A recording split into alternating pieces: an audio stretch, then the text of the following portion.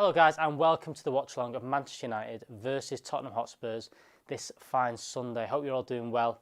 And make sure throughout the game, if you want to get involved all the way through, make sure you're using hashtag Paddock Matchday. Today on the watch-along you will have myself, Joe Smith and Stephen Howson. And checking the socials, and we'll be here at half-time, will be Jay Motti and special guest Andy Tate. As always, you can send in your predictions for the game to paddockmatchday@gmail.com. If you want to have your say, if you want a feature in the watch-along opening video, get them in about a couple of hours before kick-off. Here's a couple from this week and a few of our contributors. Yes, guys, what's going on? Sorry I can't be with you today. Don't miss me too much. Manchester United against Spurs. Ollie against Jose. Cannot wait for this one. Let's hope at the end of the game we're seeing Ollie give Jose a little pat on the head again. A massive game for Manchester United. I know the transfer window hasn't been great, but the team that we've got and the players that we've got available, we have more than enough to be able to get the job done in this game. It's not going to be easy, but I'm going 2-1 United. Martial to score. Yes, everyone, Carl here from that United family, doing Stretford Paddock score predictions for the Tottenham game. Match predictions coming from another Asda car park in Stockport, so you're welcome. Yeah, today obviously we play Spurs. I'm looking forward to it, actually. It's becoming an unnecessary rivalry in my eyes, like the whole Mourinho coming back to Manchester.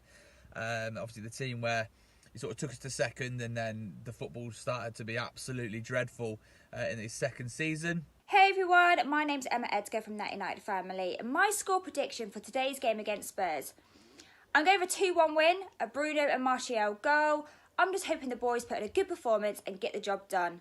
Come on, boys. So it's match day again, and to be honest I don't know how to feel about this, because at the end of the day it's Spurs and they're a decent team, they've got a lot of decent players, and it's Jose. Even though I didn't want him as United manager, I was glad when he went. It's still Jose, still a decent manager, but I'm just hoping that Ollie can do one over on him again, rub his little head. That'd be nice. I'm probably thinking a draw, but I can't say a draw, can I? Because it's no good for anyone. So let's just say an easy, not easy, what am I on about? I'm talking rubbish. Let's say a difficult 1-0 win. Ole Gunnar Solskjaer is going to have to put out and field out his best 11 right now against a fully fit, super strong Tottenham side under Jose Mourinho, who's been, to be honest with you, they've been doing pretty damn well. They've been scoring goals galore. Tottenham have Harry Kane. He scored a hat-trick last game, and Sonny is apparently eligible to return, and it's just going to be a tough game. Hey everyone, Angelina here with my prediction for this Spurs game. A little bit nervous, but on the whole, I'm looking forward to this game. It's not going to be easy. Feel like it might be a bit of a tough game for us, but I'm going to be positive, and I think we're going to win this one. I'm going to go 2-1, and I would like to see Pogba get another goal and Rashford. And I expect us to go out there and beat them today, to be fair. The Tottenham side without Son Min-hyun. And as long as we keep Harry Kane quiet, I do think we're in with a good chance. I've been spouting off on Twitter about steamrolling these lots. So hopefully we can beat them. I'll go for a 3-0 victory for Manchester United. I expect a good performance from the boys today. So yeah, I'm going to enjoy it. I'm going to enjoy the win, potentially. And up the Reds. Let's say Rashford with a goal. Yeah, it's an awkward one. I don't really know. I'm just hoping really for the 1-0. I'm not thinking it, like I said, it probably will be a draw, but I'm just saying 1-0. I'll be happy with 1-0, 3 points, and move on to the next one. But yeah, let's hope so. Come on, the boys. I think Spurs without Bale, I think that's a good thing, obviously. But also, Mourinho's always a threat in terms of how he sets his teams up. You never know how his teams are going to play. So Spurs are going to be difficult. United are going to have to be at their best if they are going to beat Spurs. But I think they're confident, and they should be confident about beating them, because really, I think on paper United have a better team. So I'm saying 2-1 to United. I think the pressure is more on Ole, more on Ole than Jose, but it's gonna be one of those games. It's gonna be nervy. It's gonna be edgy, but hopefully Manchester United can come out with a 2-1 victory. I'm not sure it's going to be as convincing, but, we're going to try and stay optimistic, right? Manchester United 2, Tottenham Hotspur 1, and that's it for me. Paddock Match Day, Notch here. This is going to be quite nervy, lads. I mean, it was fun to laugh last season, but Spurs have reinforced really well, and us having no pre-season, a board reluctant to spend, and a tough Champions League draw, I'm tingling a little bit. But we've seen Ollie get the better of Mourinho before. I'm saying it's going to be really close, but I reckon we could scrape through 3-2, and recent birthday boy Mason to bag a brace. I could put my braces on then. Trust the notch there. My score prediction, I'm going with a 2-1 United. I think Greenwood's going to score. I think we're going to see probably another penalty from Bruno. I think we're going to have more of the ball. Or I think it's going to be a real tight one as we saw at Tottenham's ground. But yeah, if we can manage on to a win, that would be nice. So yeah, come on United. Hello, Stretford Paddock. My prediction for match night via Spurs in the Premier League is a 2-1 win for the Reds. So thanks for everyone that's sending them in. Every week you can send them in to paddockmatchday@gmail.com and you can feature on there. A lot of people saying there's going to be a win, but it's going to be a tough game. I'm feeling the same kind of thing. I'm nervous about today. You know, it feels like a must-win game for Manchester United, especially with all the transfer stuff going on. And without the best start to the season, I think a win against Tottenham today would change the complexion of that start of the season. So hopefully United can grind it out. Now, a player that played for both Manchester United and Tottenham Hotspurs, one of our favourites, Dimitar Berbatov, was on the channel this week and speaking to Stephen Howson. So here's a quick clip of who Dimitar Berbatov thinks that Manchester United should be signing in this transfer window. But let's start a little bit on. It was nearly a year ago that we last spoke, and at the time you were saying that patience needed, lots of things wrong. Bruno Fernandes came in the January transfer window. He seemed to solve a lot of those problems, but nowadays seems like there's new problems. What's your take? My thing is that you have a point in some of the things you're saying, and I said it before. I mean, the priority should be, I don't know when the transfer window is closing, but until it closes, I think they should go and buy a centre-back, for sure, in my opinion. Maybe 2 defenders overall, the centre back and maybe another 1 defenders, just to strengthen the areas, which in my opinion I think is a bit not weak, but sometimes because of poor communication and positioning on the pitch and not the awareness is not great. They can concede goals which can be easily not conceded. Just need a bit of more, awareness on the pitch and tactical discipline as well. Anyone that comes to mind? Anyone that you go, I'd love to see him in a United shirt? I don't know, because I'm a bit biased in a way that I play for United and I played with Vidic and Ferdinand in the back. So I want to see something like this, that dynamic duo, one of the best ever to play for United. And I want to see something like that again. I don't know if it's possible, but, I can dream about it in a way that it can resolve a lot of problems that United are having in some of the games, not all of the games, some of the games. But none is coming into mind. I hope that they are not going to buy for the sake of buying. That would be wrong. So if you've not already watched that Dimitar Berbatov interview, make sure you are clicking the link in the description below and give that a watch just before kickoff. So not long till kickoff now, and not long until you join myself, Stephen Howson and Joe Smith for the watch-along of this game. But before that, here is Tate's Team Talk. Andy Tate, Stretford Paddock, Manchester United v Tottenham Hotspur, and I am Jose. I am back. You know who I am, or was. We have got a big game today, a really big game, and players have got to be on the ball at the red there and play for Solskjaer today, because he has been under unsurmountable pressure the last 24 to 48 hours due to the lack of activity from upstairs. And players have got to be on the ball. I don't think Lindelof should play today. Eric Bayer should be in. Wan-Bissaka should be in as well. Harry Maguire, Luke Shaw, Dean Henderson should be in, goalkeeper. I would go with Van der Beek and Bruno Fernandes, Rashford, Martial. I don't know. Surprise me. Dan James. And you got to give the guy a rest, because he's coming in for criticism, which is unfairly put up on him. But United, you've got to be on the ball today. I just want his 3 points. And then we have to dissect this farce of a transfer window in the next 24 hours with the news we've signed Edson Cavani. I've got nothing against Edson Cavani, but it goes everything against what Ole is trying to implement at Manchester United and put into the team and show the fans. It stinks. It absolutely stinks of a panic, like a Di Maria, just like that sort of transfer, and Falcao. And this is Ed signing just to appease us. You're going to appease us? Wow. Seems like you spent more on your defence, Ed, than Man United's.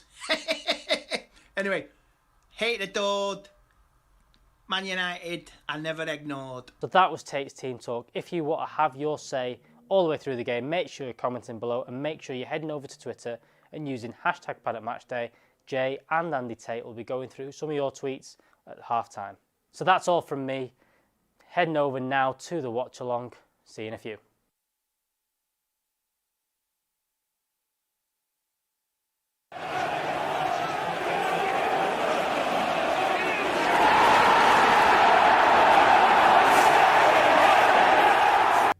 Yes, everybody, welcome to the Watch Along. Before we get stuck into the Watch Along, we have to give you the news.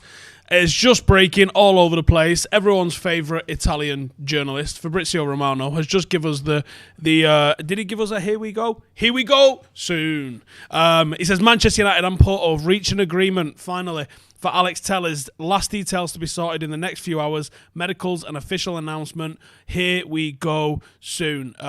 Wasn't long ago that the deal looked like it had stalled. I think we probably mentioned in here a little bit, actually, that we thought this is the quiet period now where transfers either fall to pieces or they actually start to become a reality because everything's kind of done. No one's really leaking anything now to the press because it's about to happen. And, you know, unfortunately, some of the other deals that we've been linked with, that's happened and they fell off. This one has happened and seemingly has been completed. Very interesting that United have gone for a first choice left back. I know a lot of people very hot on Luke Shaw. I think we could always improve upon him, or certainly in the final third I thought we could improve upon him. So what does it mean now for Luke Shaw? I don't think Brandon Williams is affected. I think his status as a squad player at Manchester United that can fill in at left or right back is secure. His age and his relative low wages means that he's always going to be a good option to have around. But Luke Shaw's on some significant wages at Manchester United. Is he going to be allowed to stick around and not play on, you know, significantly more than, I think, Tony Marshall and Marcus Rashford? So it's going to be an interesting one. Does Tellers start over him? I would expect he does. Otherwise, what was the point in signing him? Now, the player that we're getting, I think you all know, this is a very attacking fullback. So I think United are going to go with an asymmetric back line, something that's a little bit shifted over to that left-hand side because he's so attacking and Wan-Bissaka is so defensive. I think it's a very interesting signing. 27 years of age. Looks like we're going now with a little bit more experience. 1 Brazilian cap, but the stats that he got last year in Ligue NOS, 11 goals, 8 assists in 31 appearances. Remember when we were saying, like, those stats that we saw, they're not going to translate. Those stats aren't going to translate for Bruno. Those stats won't translate for this guy. Maybe they will. Sky Sports are reporting that the fee is a €20 million, roughly in the region of £15-16 million. Seems a pretty good deal to me. He did spend a season in Serie A with Inter in 15-16 before he moved to Porto. He's also spent time in Galatasaray, and he should be a United player within 24 hours. Sounds like we've got 2 medicals scheduled tonight, Cavani being one, Tellers being the other. Maybe we're getting them out of the way because we've got another one to arrive tomorrow. I think if you look at this window now in a whole, it's starting to look like it might have been a decent window.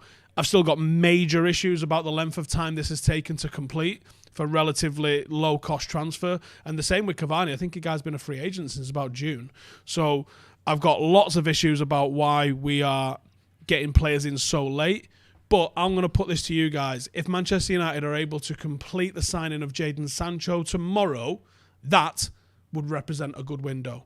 Now, if we don't get Jadon Sancho tomorrow, this doesn't represent a good window. And this is a very much summer 2018 under Jose Mourinho, where we bought Fred, Lee Grant, and Delo.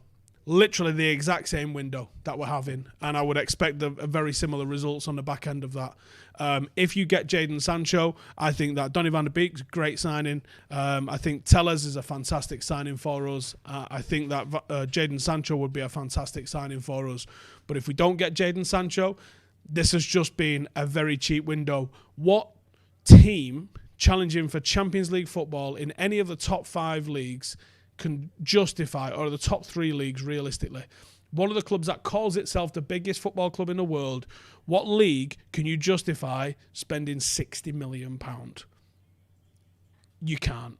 There's not a prayer that you can justify that and think you're going to improve. Think you're going to compete with Tottenham, that have found their checkbook. Think that you're going to compete with Chelsea, that have recently found their checkbook. Think that you're going to compete with Manchester City, who, with 24 hours left in the window and a terrible start for Pep this season with what he spent, they're going to find their checkbook.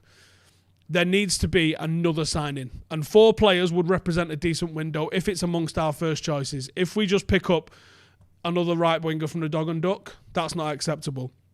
If it is our first choice and we've took it all the way to the end of the window to get it and we tried to negotiate, honestly, it's still not acceptable. But at least we've got him through the door. I've got Andy Tate and I've got Joe Smith here with me. I'm going to get their thoughts on this transfer. Looks like it's done. Joe, it seems that Tellez pleaded with the Porto board to allow him to go to United. What's your thoughts? Well, my thoughts is that yesterday we were hearing that it was 25 million quid for Tellez and United weren't really fancying it.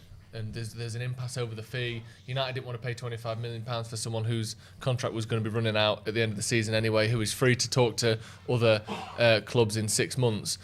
So to go from that to actually 20 million and it looks like it's done deal, maybe it was Tellez pleading, maybe it was a bit of decent negotiating from United. I agree with you that I don't know why it had to take all summer again.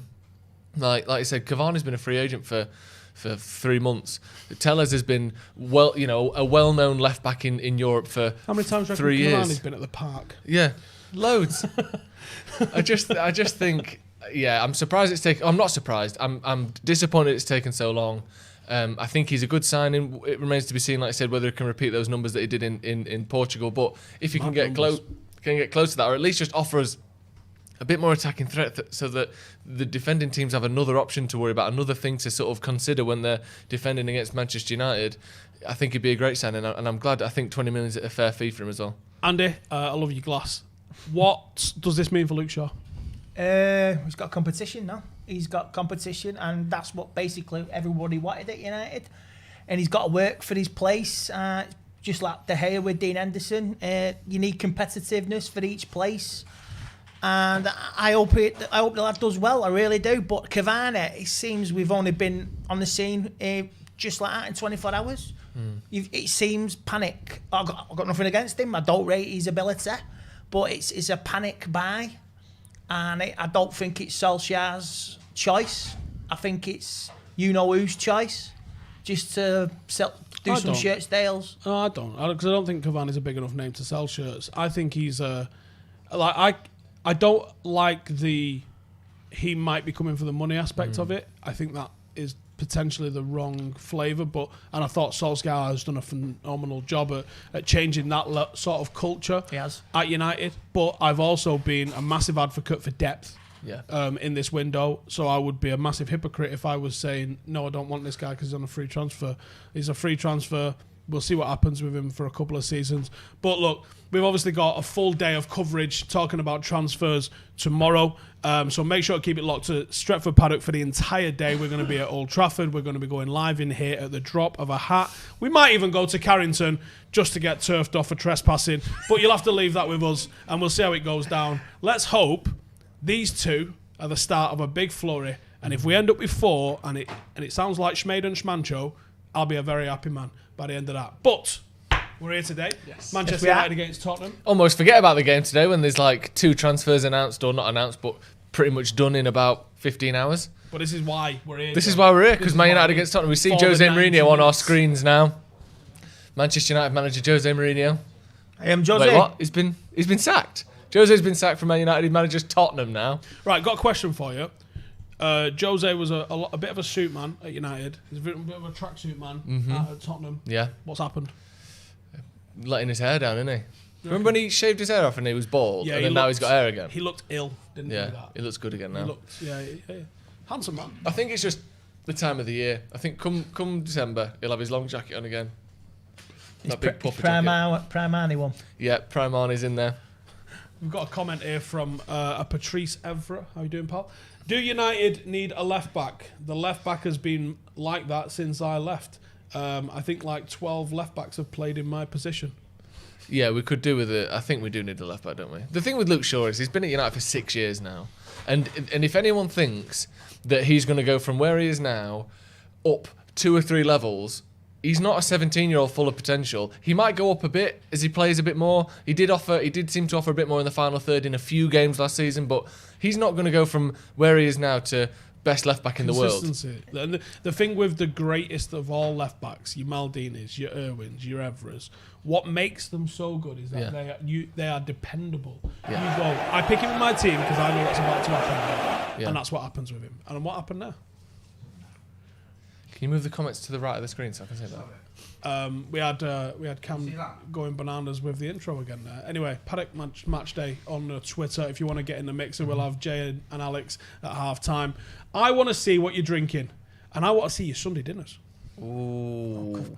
I had a Sunday dinner. Show me a Sunday dinner. A nice Cavani. Super Sunday. A nice glass of Cavani. And a Stretford Paddock Mandem. Cavani does sound like a Carvery and a Cavani on a Sunday night. Oh, I like it. Yeah. See, Adam Jacobs saying, love that Andy's wearing green and gold. Very nice shirt. How long you had that for? Well, this was never released. This is what is called a bootleg copy. I realised that. I don't think United released that, did they? United didn't really dig it. Cantona 7 on the back. Oh, yeah. But we also haven't been sponsored by Nike in about 4 years, so it must have been... It's just a silent protest. It's good. It's nice. It's well made as well, isn't it? Amazing what you get off eBay. Nicely put together for a knockoff. What are you thinking for today's game then, Steve? I'm not confident. No, I'm not. We've been bad. But they've played, I think, don't quote me on this, 46 games this week.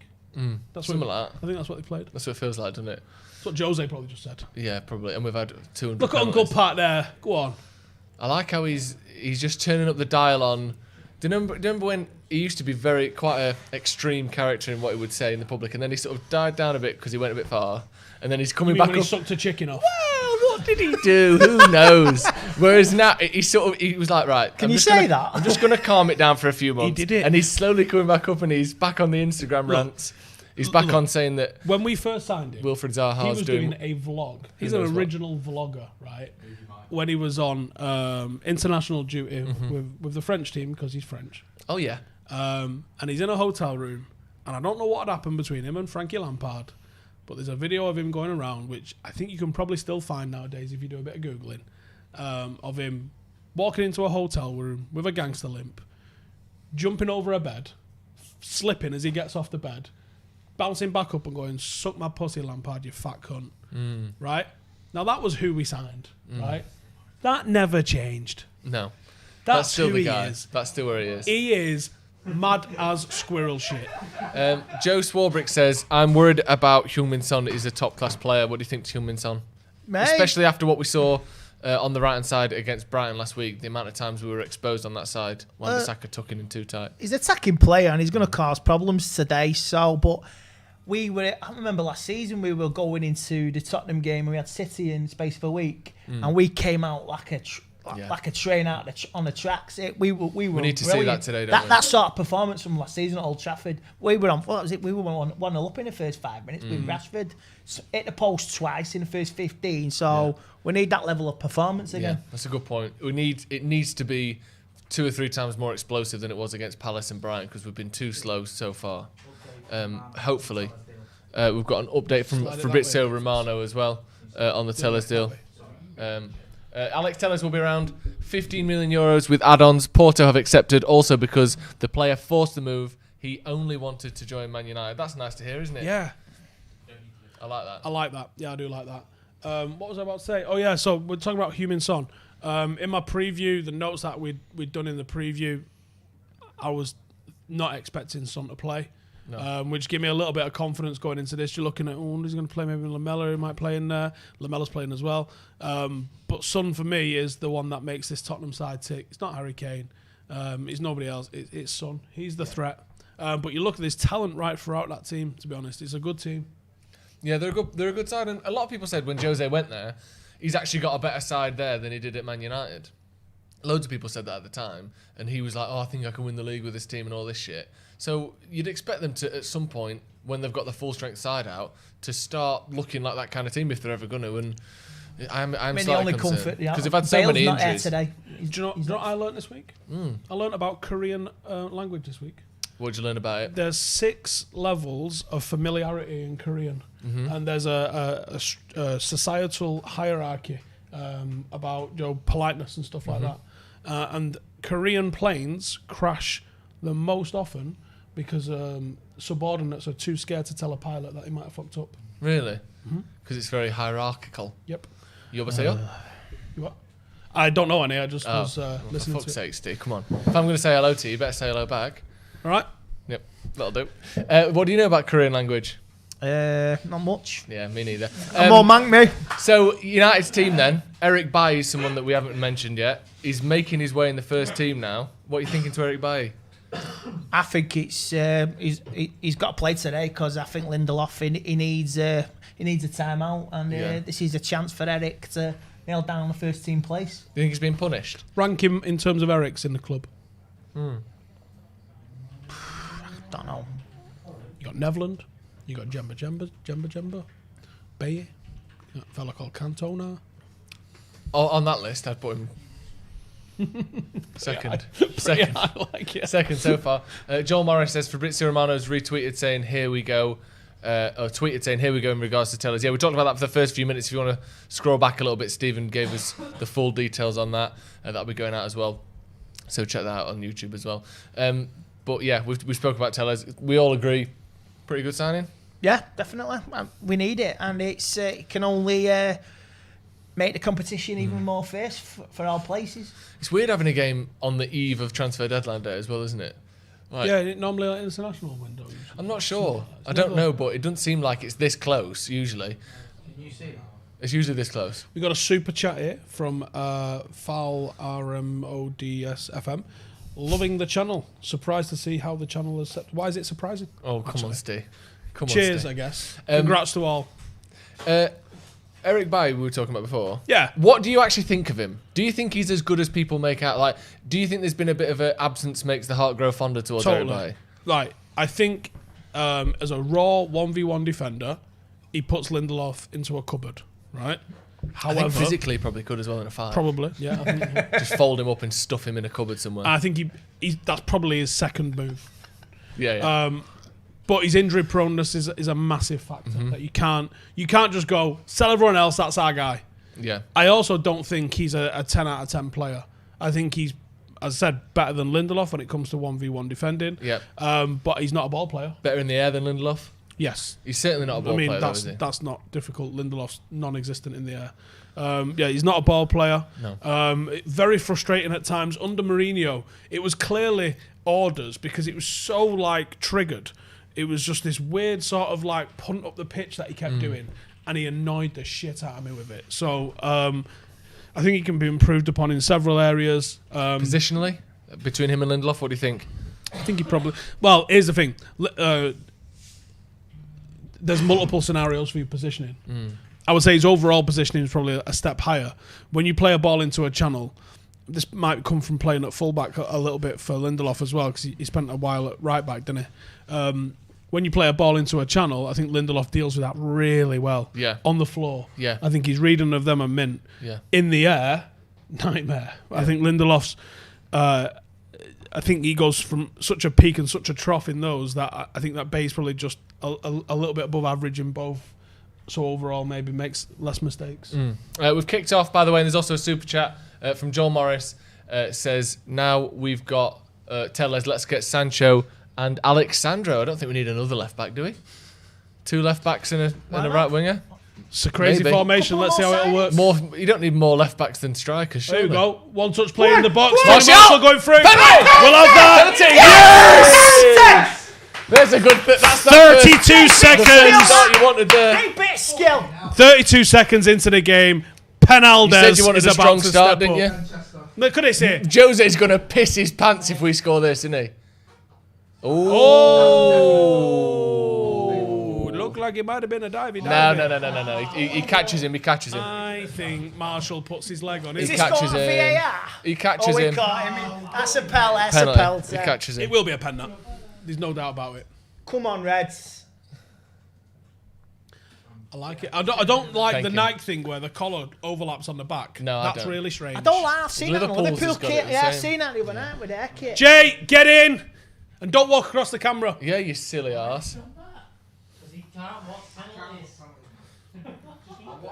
Come on. Here we go. Come on, Bruno.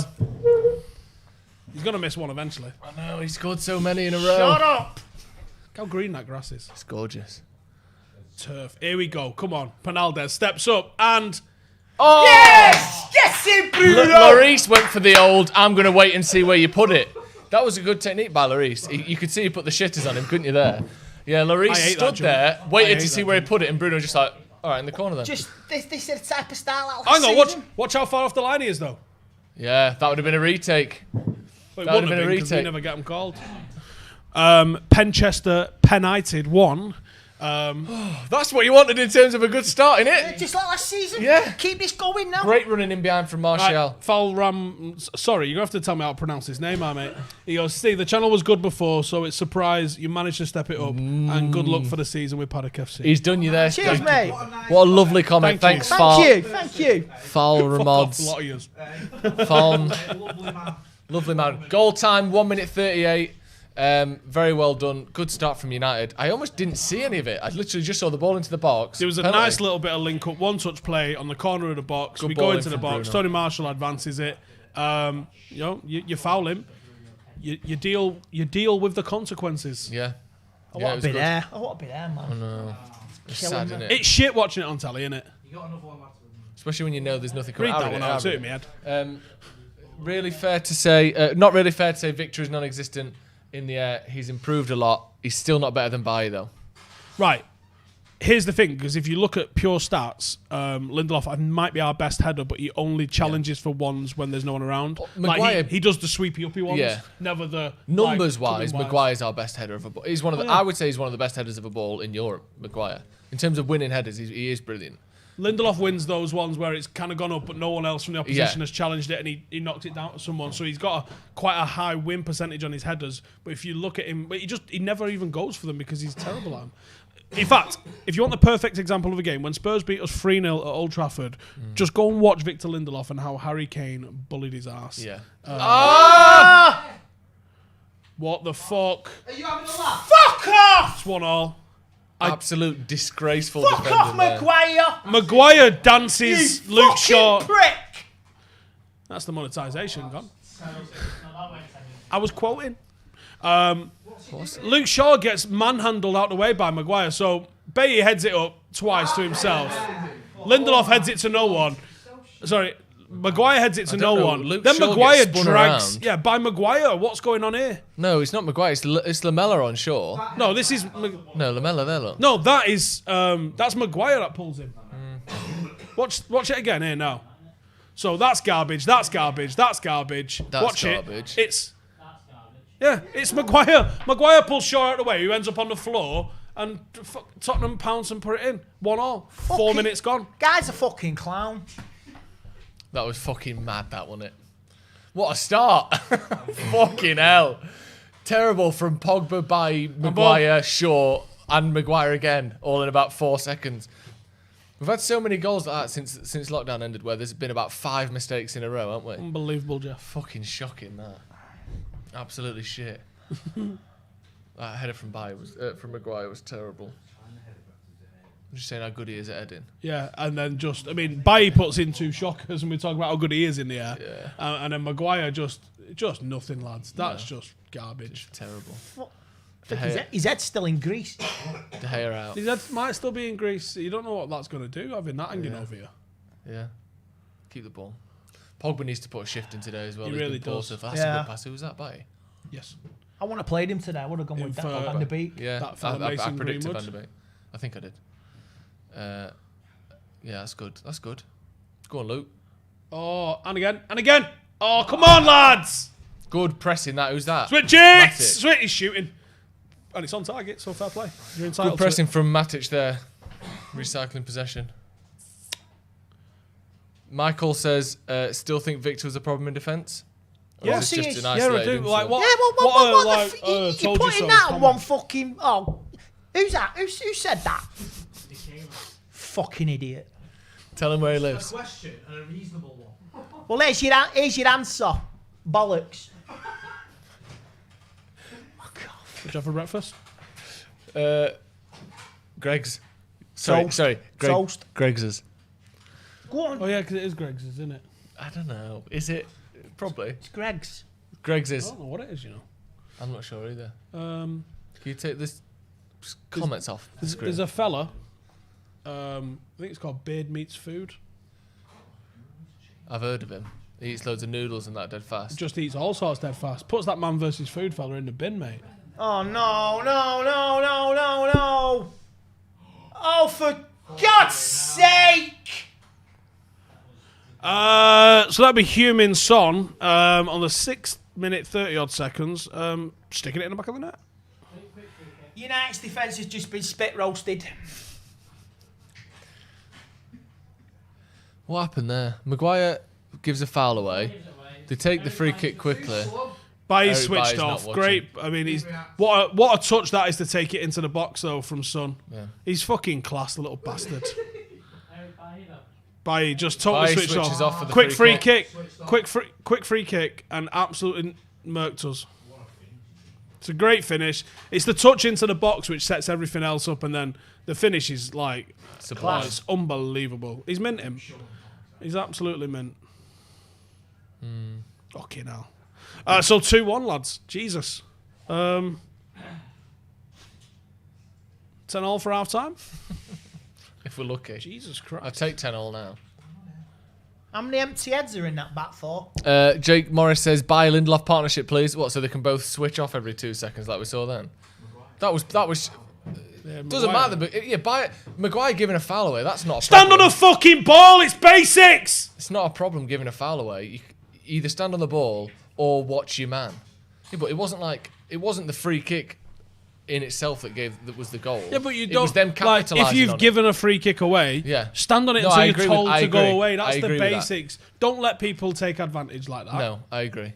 Like, there's time and a place for shithousing. But I And mean, sometimes Maguire that's- giving a free kick away wasn't the problem. No, there. it wasn't. No. Allowing it to be taken yeah, yeah. quickly and not getting back in. No, I straight agree. away. I agree with that point. Right, so whether that was Maguire, probably not Wan-Bissaka in that situation, but maybe Matic with his experience, maybe Pogba with his experience, someone there saying stand or just knowing to just stand has on to a free be- kick, Yeah. so Maguire can organise the defence. Well, it was- Because he just hit a back free. Who was there? Maguire Maguire and Pogba. club captain. Was anyone else there? Pogba, world record signing, played 1 or 2 games of football. You'd have thought. That was a shit pass from Tony. Got a super chat saying we bought a lemon from Leicester. It's not far short. That's not true. We That's not conceded true. 30 less goals than we did the season Yeah, before that's last. not true. Like, if you don't think it's improved our defence, then what metric can you judge defending by? Like, we conceded 30 less goals last season Fair than enough, we did the season before but he arrived. That's just better. This is now. This I is now. appreciate he's like, again, I wouldn't necessarily blame him for the second goal other than not standing on the ball. But the first one was shocking. I agree with that. But our defence is clearly better than it was. Clearly. No, same. It needs to be on the edge of the table or just where it is. Needs to be there, really, doesn't it? Further that way would be better, because then I can see the right hand side of it all the time. Yeah, good. See the comments? Yeah. So you want them on the right of my screen? Mhm. For you. So, started off well, and then it's gone to fucking shit, hasn't it? Better than 0-0. Remember when it used to be 0-0 every half time? What, against when it was Van Gaal? Yeah. I'd take 0-0 now, though. Drawing's better than losing. Is drawing better than losing? I mean, yeah, it is. Is it, though? Yeah. That's the question, isn't it? Is it? But sometimes you just want to. I just want to see goals, Joe. Yeah, exactly. There was a point under Van Gaal where I did think I'd rather be 3-2 down than it just be fucking 0-0 every single game. And then you have 3-2 down when it's Jose and you're like, actually, I don't like this. Yeah, and all the people who were saying that, I was like, was you not here under Moyes? Yeah. Because we had that. Yeah. I'd rather we went for it and lost 3-0. We did. You didn't like it, we sacked him. Exactly. Jam saying Axel Mengi partnership, fucking hell, just anything. I'll take just 2 players who are either fit or have never played before, yeah. And to be fair, Mengi's not got the perfect injury record, and Axel has got his own parking spot at the physio. So. Yeah. I mean, here's one for you, Steve. Who has been the most consistent centre-back performer for Man United last season? I hate to say it, Luke Shaw. When he played at the left of a back three, he was our best both the centre-back. games we did that in, he was good. I'm just saying, he was Steve, good at that. 100% record of being good. He was better Eric as Bailly a left centre half than a twisted left up back. by Harry Kane here. Fucking hell, we're going to get spanked here. I'm worried about a be careful what you wish for situation happening with Eric Bailly here. Zane says, come on United, smash Spurs. Why are you still playing that fridge? Because he's spending cash. Fuck him. An idiot. I mean, it's no harsher than what our own fans. Why are you arguing, Luke? Every time it touches your hand now is a foul. Them's the rules. That's harsh though. No, it's not. The rules now are literally the most black and white they've ever been. If it touches your hand, it's a foul. Is that true? That's though? it. Yeah. Is that the rule? If it touches it at all, it's a foul. Yeah. They changed the rules this year, and now literally, like if it comes from behind you, even if your arms are by your side, it's literally a load of bollocks, is what it is. Like I said to these lot, if we was having VAR, I'd be practicing kicking it at people's waist to try and do it, because it's 100% thingy with VAR. Ball in the box, blocked. Oh, he's dummied it there. He shouldn't have done that. Mason Greenwood's on. Great pass. Go on! Put it in. Ah, not quite. Son's on it. Oh, He's got it. I don't know how he got that. Help him. Rashford's just overtook him. Well done. We've got Matic in the counter-attack. We've got Wan-Bissaka to the right of him, and he's played it down the middle, and it's defended by Spurs. Spurs. Yeah. Well done. Wan-Bissaka wins a... maybe a front. He's got a bit of a Phil Barsley to him, hasn't he, Højbjerg? What, a knob? No, he just looks a bit like him. Same hairstyle and head shape. Oh, what a fucking shambles this has been so far. Kevin Cooley says, hey lads, the Scottish Open is in a playoff if you're trying to escape. Not golf, mate. Not with golf. Fuck off, Alex. Scottish Open. Scottish Open. Salford Reds get to Wembley in the Challenge Cup final. I think it's the first time since 1969. They haven't won it since, I think, the 30s. Which actually feels so far away now. It's literally in the 90 years ago sort of territory, innit? And we can't go. Also, we got to the grand final for the first time Was it last year. Wembley? Wembley, yeah. That's the one that you said they had no chance against, isn't it? Yeah, the Bundesliga, 11,000 fans were at Borussia Dortmund, and that made me cry because I miss. I was watching a video, a montage of like crowd reactions and stuff, and I wasn't crying, but I was, that emotional feeling where like, oh, it's not even close, is it? What we're watching now is just shit, just training, innit? Compared to that, it was so good, like some of the best crowd reactions ever. Well, football is nothing without the fans. No. That's it. We asked Berber about that yesterday, didn't we, in the podcast? Did you listen to it all? I was here when you filmed it. You not remember what he said? Nope. Go on. He said it had affected him. Did he? Yeah. Yeah, you couldn't help but affect people, could it? Like, there's a reason why people win more home games than You they thrive lose. on it. And it's a 12-man. Yeah. Oh, look at it say overlap there. That's casual from Wan-Bissaka. Casual. And actually, from the rest of the team, to be fair, it's pretty casual. Go on, Luke. See, Luke Shaw there is just jogging with the expectation that Lamella's got that ball first.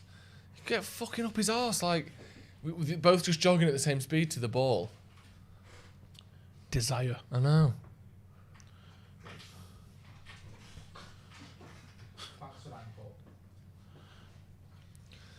Fuck's sake.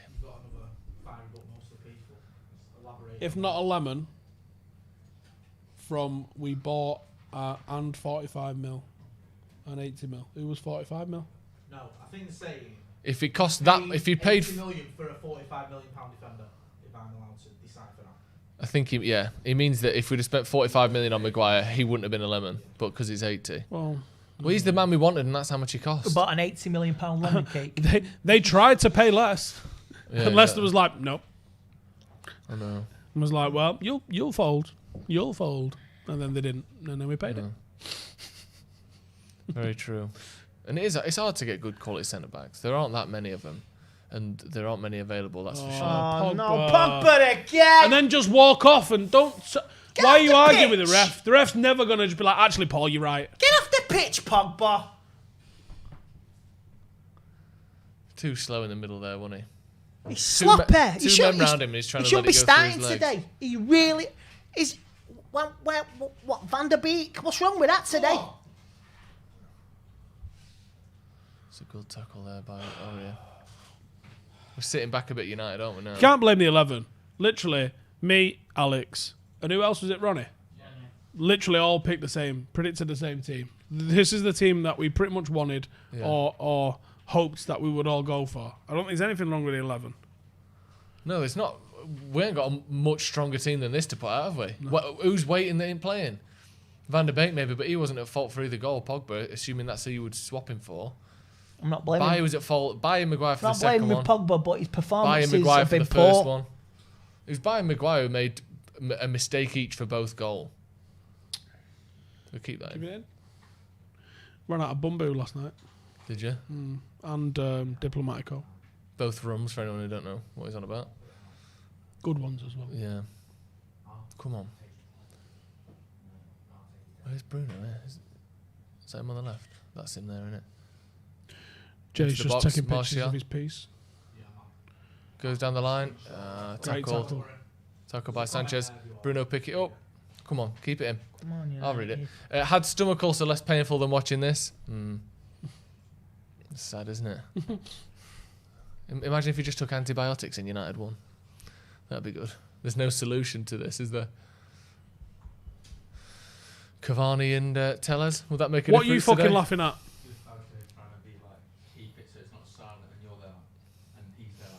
Trying to chat.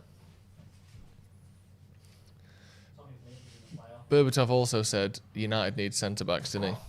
He did. That was his main suggestion of what United need to sign.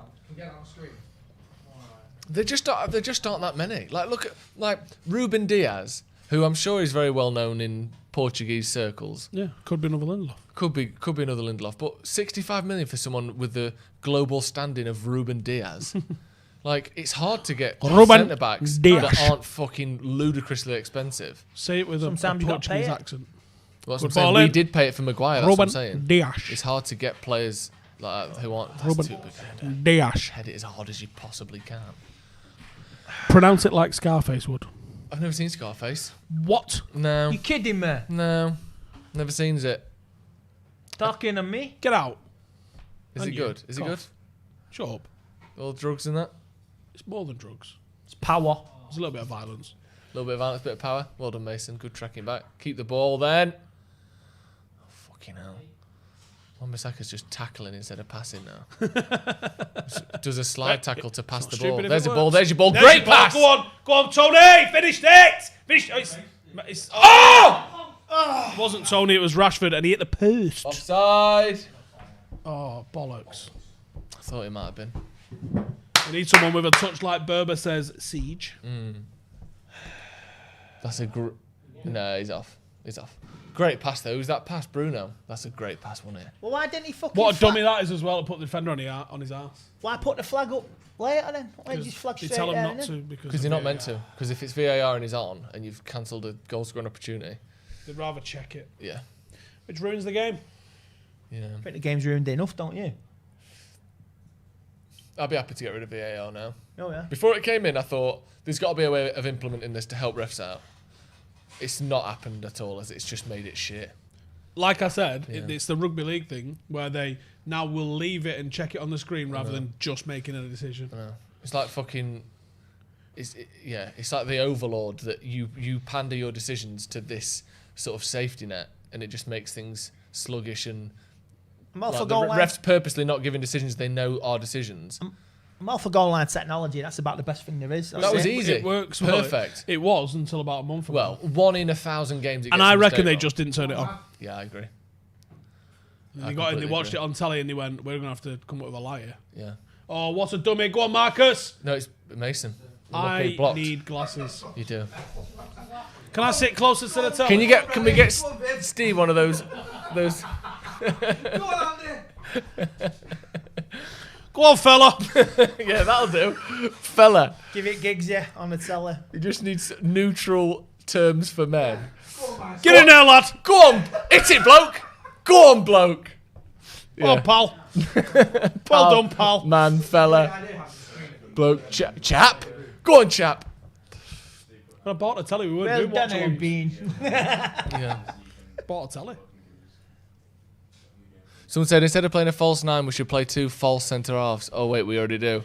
Bit of a joke there for you, Steve. Jay's pissing himself off camera. He loved that one. Jay's an official dad. 2 false centre halves. You get it? Not again. Well done, Harry. Jay's officially a dad. Yeah, he is. He loved that. Man on! Oh, someone's got to fucking give him a shout there. The midfield is non-existent at the moment. Someone's got to give him a Why shout. Pogba's been had the ball taken off him and now That's good. Well done, Fernandez. fella. Rashford winning the ball back. Pogba giving it away again. Why are we so narrow in our final third? I don't know. Same as it was against Brighton. I mean, good tackle. It's all right being narrow on the opposite side because you want to squeeze in and deny the space on the near Go side. on, Mason. Get out of the way, ref, But you we're dickhead. narrow on the near side I of know. the ball. It's I know, yeah. weird. I've like never giving seen him anything 15 like yards on the ball. That's a good pass. He's talking about staying compact and then like just not doing Just your lazy. job. Yeah. Yeah. Just pure laziness, yeah. Yeah, can't be asked to run out and close them down. So there's no running in front of Pogba there. He's done well there. Pogba looks weird with that arm thing on. He does. Go on, turn. That's Mason, fella. Mason! Oh, he fucking hits it every time. Good effort. He's so good at shooting, isn't he? Dynamite. He's one. Honest, I know he's 18. He's one of the best finishers I've ever seen. It's ridiculous how good at shooting he is. He's just got that thing like from any angle. I know he's put that one a bit wide, but he just knows where the net is perfectly at all times. Have you noticed as well? Because he dwells on the ball a tiny ridiculous. bit. He hits things early, but because he likes to have the ball at his feet, because that's the the kind of player he is. He doesn't really knock it out his feet and chase. No. He's very much a under control dribbler. Yeah. He is like a light to moths. Watch defenders. Yeah. When Mason gets hold of the ball, it's like a magnet for about 3 or 4 of them always. Because they know he's going to hit it early. He's as good a finisher as you're going to play against, and he's like you said, he's going to control the ball, and it's just before you know it, it's in the back of the net.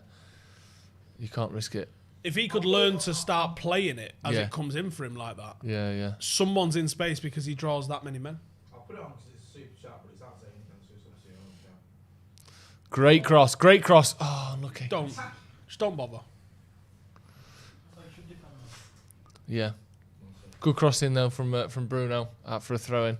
The last 5 or 6 minutes we've just put a bit more pressure back on, haven't we? Pushed out of our half a little bit. We just need to hold the ball. We're not holding the ball well at all. Yeah, I mean they're quite clearly a bit shell shocked after that, aren't they? Yeah. As you would be, but we need to. Matic out to Wan-Bissaka. He's got eggs in front of him. I think he might shoot here. We've got man out. He has got Greenwood to his right, who he plays. Greenwood back inside for Bruno. He decides to take it past Son, back into Matic, going forward to Pogba. One touch, back to Maguire. Dwelling on it. Switched it, back out to Wan-Bissaka. Wan-Bissaka's deep, isn't he? No overlapping. Not a lot of movement here. United static, passing it about. That's good. Pogba drew a man out there. Greenwood seemingly just wants to play. Go on. That's a nice position to cross from where Pogba is there. Back to Matic in the centre. One touch ball in. Bruno, Matic. And cut out. Too many passes, mate. Too many passes in the final third. You have to shoot. Fuck's sake. You have to start taking some shots. Just take a shot. Oh, no. Oh, they're in behind here. Right in behind. And it's Matic one-on-one. chasing him. Oh, heavy touch. Heavy touch there from fucking Son. Lucky that. Got out of jail there. That should have been a shot. Should have been a goal. He was 8 Pogba's yards banged one out. over the top. I'm assuming Rashford would have been offside. He was 8 yards out. Heung-min Son let the ball get away from him. Lucky there. It's not like him to do that. No, it's not. Out of jail there, lads. Fucking hell. We're pushing here. Pushing our luck. Do you think, obviously, I'm not saying that it would have affected this game yet, but we were talking before what Edinson Cavani brings. If, let's say this game's still 2-1, 70 minutes gone, the ability to cross the ball onto someone's head is something we don't really have in the squad.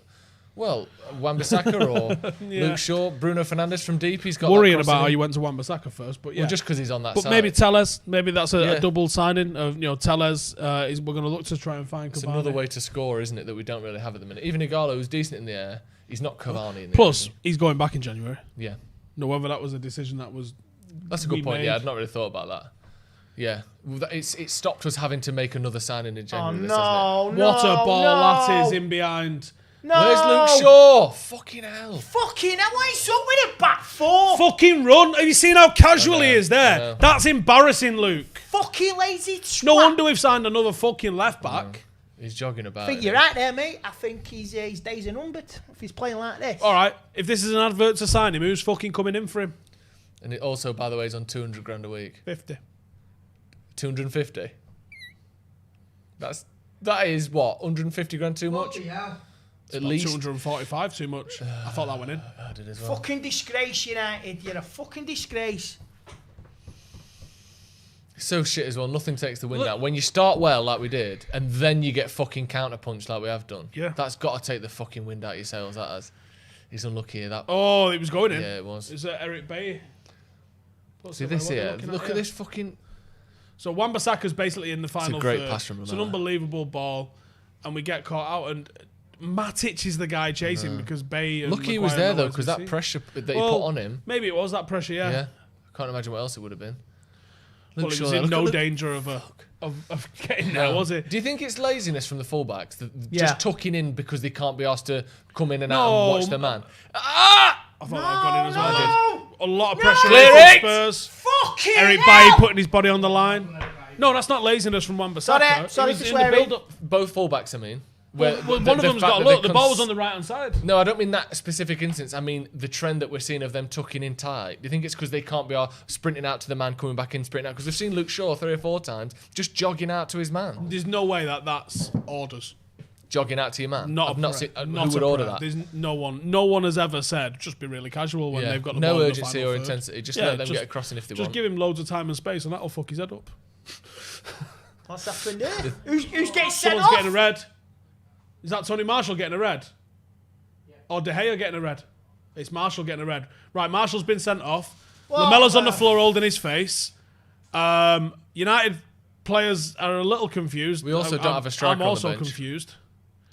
Eric Bay's lifted Lamella up, who looks like he wants to get back on the floor again. He's holding his face like he's been hit somehow, or kicked, or elbowed, or...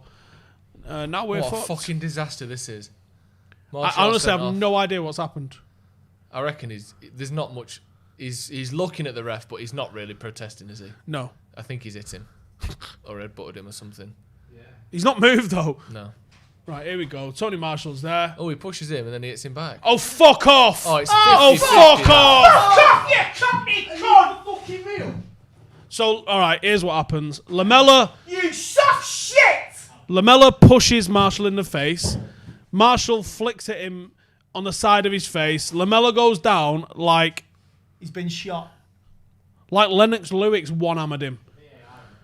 It's got to be a red each. Oh, that's got to get on this. Is it not? I don't understand this. He hits him in the face and then he hits him back.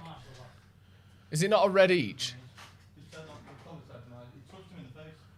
But but Lamella hit him in the face first. Is it not 50-50 at worst? Surely that should be a red each. No, this is disgusting, this. If he's got a goal, you got to send the other one off as well. Right, well, VAR's doing nothing because game's resumed. That's a load of bollocks, that is, lads. I'm sorry. Can we see that again, please? So he's... Lamella took about 3/4 of an hour to go down. So Lamella hits him in the neck, and he slaps him. But Lamella goes down like he's been absolutely He's like, left yeah, up into he's- oblivion. Fucking barely touches him. What's the It's difference? an elbow, actually. He does that to him. Up to his chin. Oh, fuck's sake. It's No, about it's to be 2 red 3-1. cards, and it's 3-1. 3-1. Oh, my days.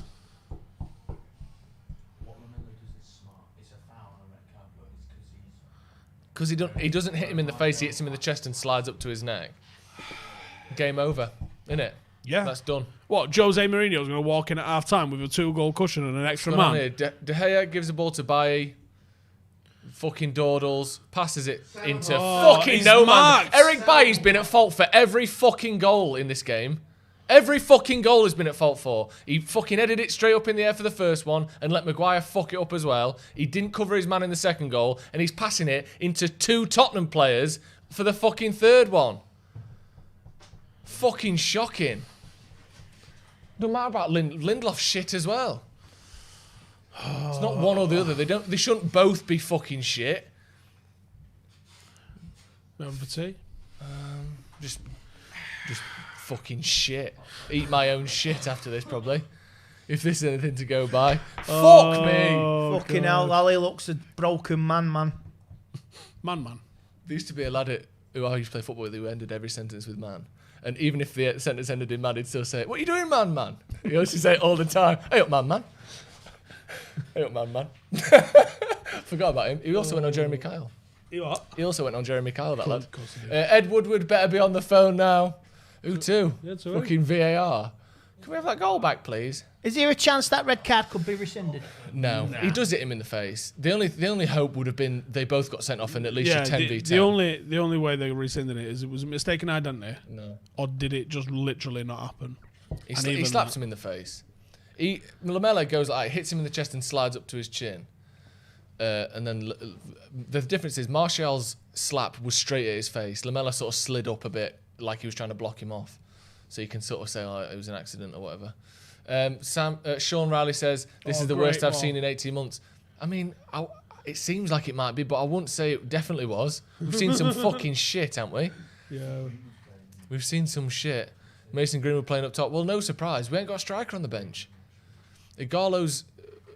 what is the bench, actually? I don't know the bench. I'll get it up. What's the bench, though? 8 notifications from the Man United app. Oh, what's happened? I wonder if they're good news. We're gonna. Are we due for a director of football press release anytime soon? Do you I think? think we had it today. Did we? The bench today. Then we've got Van der Beek, McTominay, Fred, Dean Henderson, Lindelof. Better than what's on the pitch. Mata and Lingard. So no strikers. I'm going home. We've got Van der Beek, who can change the game attacking wise. We've also got 10 men and it's 3-1 and they've got Jose Mourinho. So we are clinically fucked. Yeah, clinically fucked, Joe. Yeah. We are. Do you think he'll want to go for the throat, though, Mourinho? No, of course he won't. He might do, but he doesn't. He doesn't tend to. When he was our manager, we never seemed like that. If this was the other way around, it was Jose was United manager, we were 3-1 up against Tottenham and they had a red card, we would be sitting back for the rest of the game. That's how we used to play, innit? You're not going for 5 and 6. But you know he will stick the knife in. Well, he will do. You don't know. I'm not saying that we won't concede again.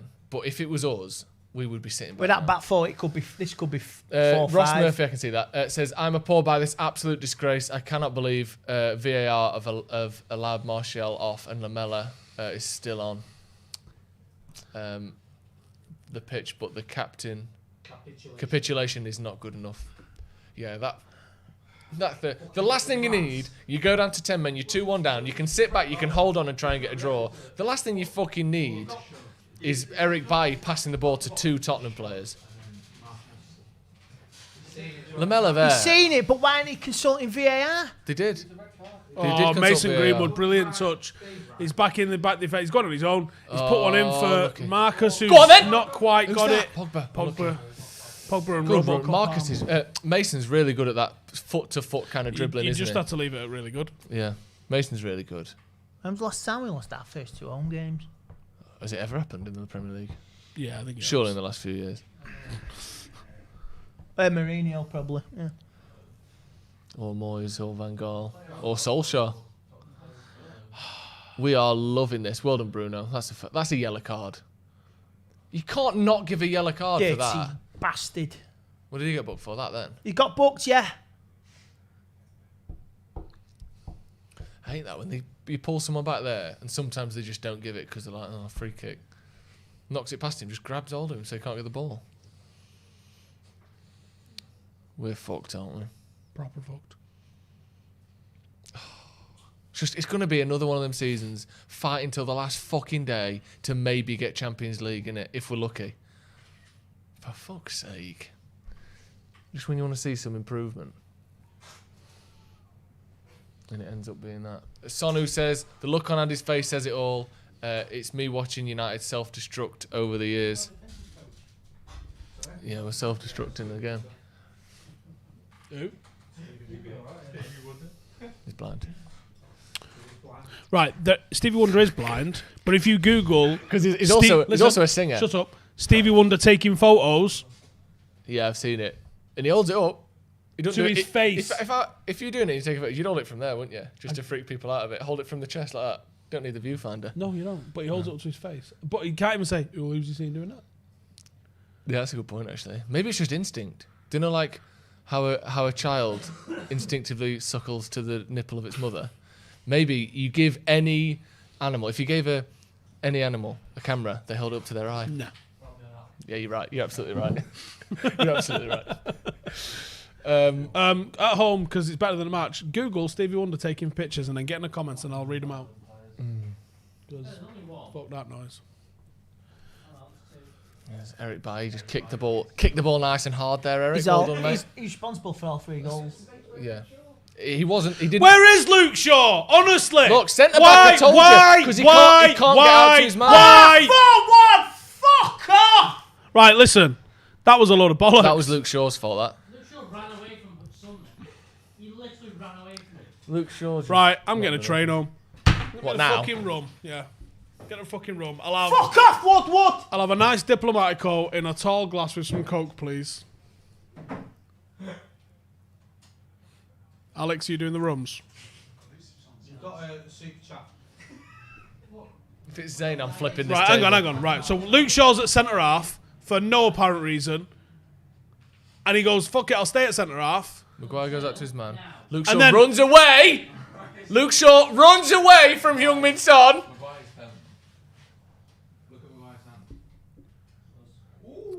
Oh, and he megs it. He does point for Shaw to go to the bar. Or does he say, don't you dare fucking run after me? That's a right finish. Son's mint. I think someone just stood loosely like that. You can't blame Maguire's hand for Luke Shaw just not defending properly. Well... Anyway, back after 4-1, lads. Wow. At least we've got a man advantage when Lamella got sent off for hitting Martial in the face. It's bad, this, isn't it? Alex, can I have a run, please? Fuck a Red Bull. If Lutz could say something. Ironically, if Martial had gone down like Lamella, then like Lamella reacted, then Spurs would have been down to 10 men. Maybe. Yeah, but he was stupid. And when you're a footballer with about 40 cameras on you, you can't slap someone in the face, can you? No matter what's happened. Unless you want to get sent off as well. Best case scenario, he's getting sent off as well. Which isn't fucking ideal, is it? Marshall's sitting in the changing room going jokes on them because I don't have to be at this game Oh, anymore. Mr. Woodward sips water. Where's your champagne, you snobby twat? Fuck off. I was having a conversation before when I was round at my sister's. And it was like, can you imagine if Woodward is like, I want all the players, and he just goes to the Glazers and they go, no. I think that might be closer to the truth than not. Then Woodward just doesn't want us to sign anyone. Yeah. I think it's a mixture of... It's a nightmare, because he's the only one that's ever speaks, so he's the one that's going to be the figurehead. So he's the one that's a cunt, when realistically, it's probably the Glazers. Because let's be honest, if I'm the owner and I have this guy in charge, and I'm saying, mate, I've given you £1 billion, do something with it. Yeah. The Glazers have got to be stunting his work. There's no way that... But another super chat. He's also probably not very good at his job as well. D. Gook says, chucking Ole under the bus. And a super chat as well from Jake saying, Neville has just said the board have grabbed defeat from the jaws of victory this season. Get Brandon on now. Let's have a scrap. Yeah, get him on. Fucking disgusting, this, isn't it? Tall glass. A greedy one. I think your mate Patrice will have something to say later. Yeah. What do you think? He'll Yeah. be fuming, wouldn't he? Oh, it's just... You just feel fucking futile, doesn't it? How many times can we get annoyed and upset? You've had since the start. of lockdown to get this sorted and negotiate deals through the summer. But I just mean like this. What we're seeing now has been a repeating pattern for 7 years. Of course it is. So it's just like any bit of improvement we get, I know. we don't push with it. No. And it's just a reset. And also they act like, oh, if you get the deals, and I agree. If we get Sancho done on top of what we've got, or Tellez and Cavani, assuming they come in, you look back and you go, not a bad window. But the fact that it took till now, we might not have lost to fucking Palace and Tottenham if you'd have got Tellez in, because he wouldn't have been at fault for the last fucking goal or the goal against fucking Brighton. All this has been created by upstairs. Yeah. It's not our fault. When you've got players coming out in Luke Shaw saying, yeah, we need extra players, after we've just lost to Crystal Palace. Funny that is Luke Shaw says we need extra players, and they go, yeah, we're going to get a left. Yeah, you're the one who's fucking off, mate. But you just think, if the players are thinking that enough to say it, then it's clearly affecting the dressing room. If we'd have got 4 players signed before the start of the season, we might not have lost these 2 games, especially with how tired the players have been. There's no excuse. This summer was so important. 7 goals in 2 home games conceded. Yeah, fucking ridiculous. And only scored 2. Game and a half. Yeah, exactly.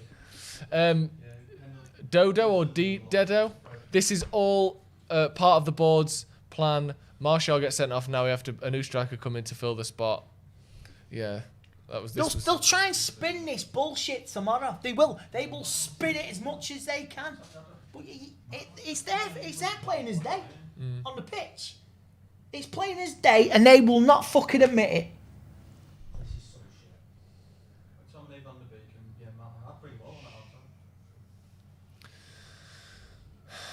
Tottenham pushing, good tackle, good. Well done, Maguire there.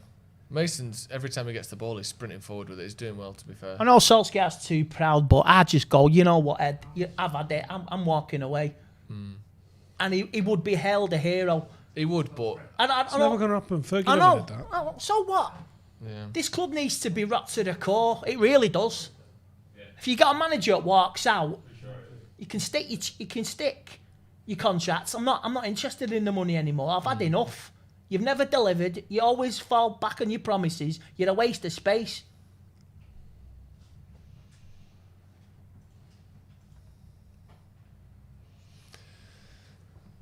Enjoying your phone there, Steve? Wait for a run. Yeah, this has been fucking rough, hasn't it? Fuck me. Hopefully this is... I'd rather not. These tend to be a fucking... I mean, I don't know, it's a wake-up call for. We've got 1 day left. This, do you remember, this result isn't getting us any transfers that we weren't going to get without it. Do you remember when we lost to Tottenham a couple of years ago, 3-0, and Jose's at the end like that? Yeah. This has got the same feel to it. Yes. Read that one. So early in the season as well. Callum Bryant says, I've been a United fan all my life, and as of right now, I feel broken. I have no enthusiasm for football anymore. This isn't United. Hashtag Glazers out. Thing is, though, this club means a lot during these bad times now. This club is what it keeps people going. Because it's keeping me going, but you got to have other things in life to keep you going. But this means a lot to people, this club. I won't be surprised if the Glazers ain't watching this. They're just sipping the champagne. Probably waiting for the Buccaneers to play this evening. Ooh, Super Bowl's coming up. Did he even score 4 goals? Who? They ever get... I don't know. We've got a chat. Oh, we beat Fulham. We beat Fulham 4-1 once. When Jose was the manager? Yeah. We beat Fulham 4-1. That was it. Where are you off to? Stephen says, the board and owners have let Ole down, not letting him get the players he wanted. I will continue backing Ole. He needs to sub Maguire with Van der Beek and go 3 at the back. I wouldn't take Maguire off. If you're taking anyone off, I'd say Bailly's been at fault for 3 of the 4 goals, if anyone's coming off. And he's the captain as well, Maguire, isn't he? Good block. The game's not tightened up at all, has it? It's still a fucking loose, end-to-end, weird game, this. Just not doing anything, United. We don't look like we've... Sometimes you just got to take your medicine, mate. You got to take your punishment. I know they're not gonna come back from it, but they're not doing anything. We've got another super chat. It's sad to see what's happened with United. Get with the Glazers, get those Yanks out of United and Arsenal. A bit of common ground with saying there finally. Owners that they're not happy with. Actually, he's a Russian, isn't he? Their owner. He's Is Russian. he? Usmanov, is it? Yeah. Or is that So someone else? Only James Parker can save us now. Maybe fucking Peter Parker wouldn't even be able to save us now, to be honest. Get any Parker you want would be struggling. Look at this. Luke Shaw's got a 2-0. Look at him. How far off your fucking man are you there? What the fuck? How long did he see that ball was going out to Aurier and he's still 3 yards off him when he crosses the ball in? Does he know how to fucking sprint? You're jogging over to your man. Anybody got an infinity No gauntlet? fucking embarrassment. You're not embarrassed. Honestly. It's like, oh, he got tellers, I don't need to fucking run anymore. What's he doing there? Exactly, lads. How's it going? Yeah, it's really good. We've got our super sub. Last time I checked, we were winning 1-0. Jay, if you're just joining us, if you've had a big shit for the last 40 minutes, United are fucked, mate. Yes. Thoughts? Just absolutely shambolic. All Luke over the Shaw's pitch, just really. I given mean, up as looking a at footballer. defensive, not good enough. You know, I know you said Eric Bailly was at fault for 3 goals. I think you can point out at least 2 Well, there defenders was for no. each, Oh, don't each get me one. wrong, Jay. Multiple people Yeah. were at fault. Like Maguire was at fault for the first and second. Yeah. Bailly was at fault for the first and second and third. Luke Shaw was at fault for the fourth goal. I can't even remember the fucking fourth. You know goal. what? Am I about? There's got to be some home truths rammed down their throats tonight. They don't know what to say, do I'll they? lock him in the dressing room after the game. I don't give a shit. Keep him in there for 3 days. Fucking staying- keep him in you're there staying till in next there home till the game. next game. Have we got oh, we are. I'll move out the way. Right, that's me done here. Thank you very much, Jay. For Thank you filling. for substituting.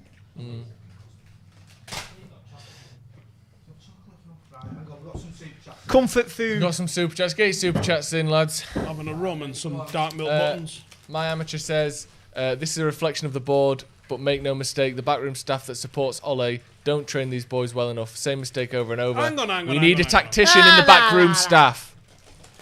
What do you Hang think? on, Ollie is a tactician, and Ollie's been proven as a good tactician in different games. And so many players have improved under Ollie.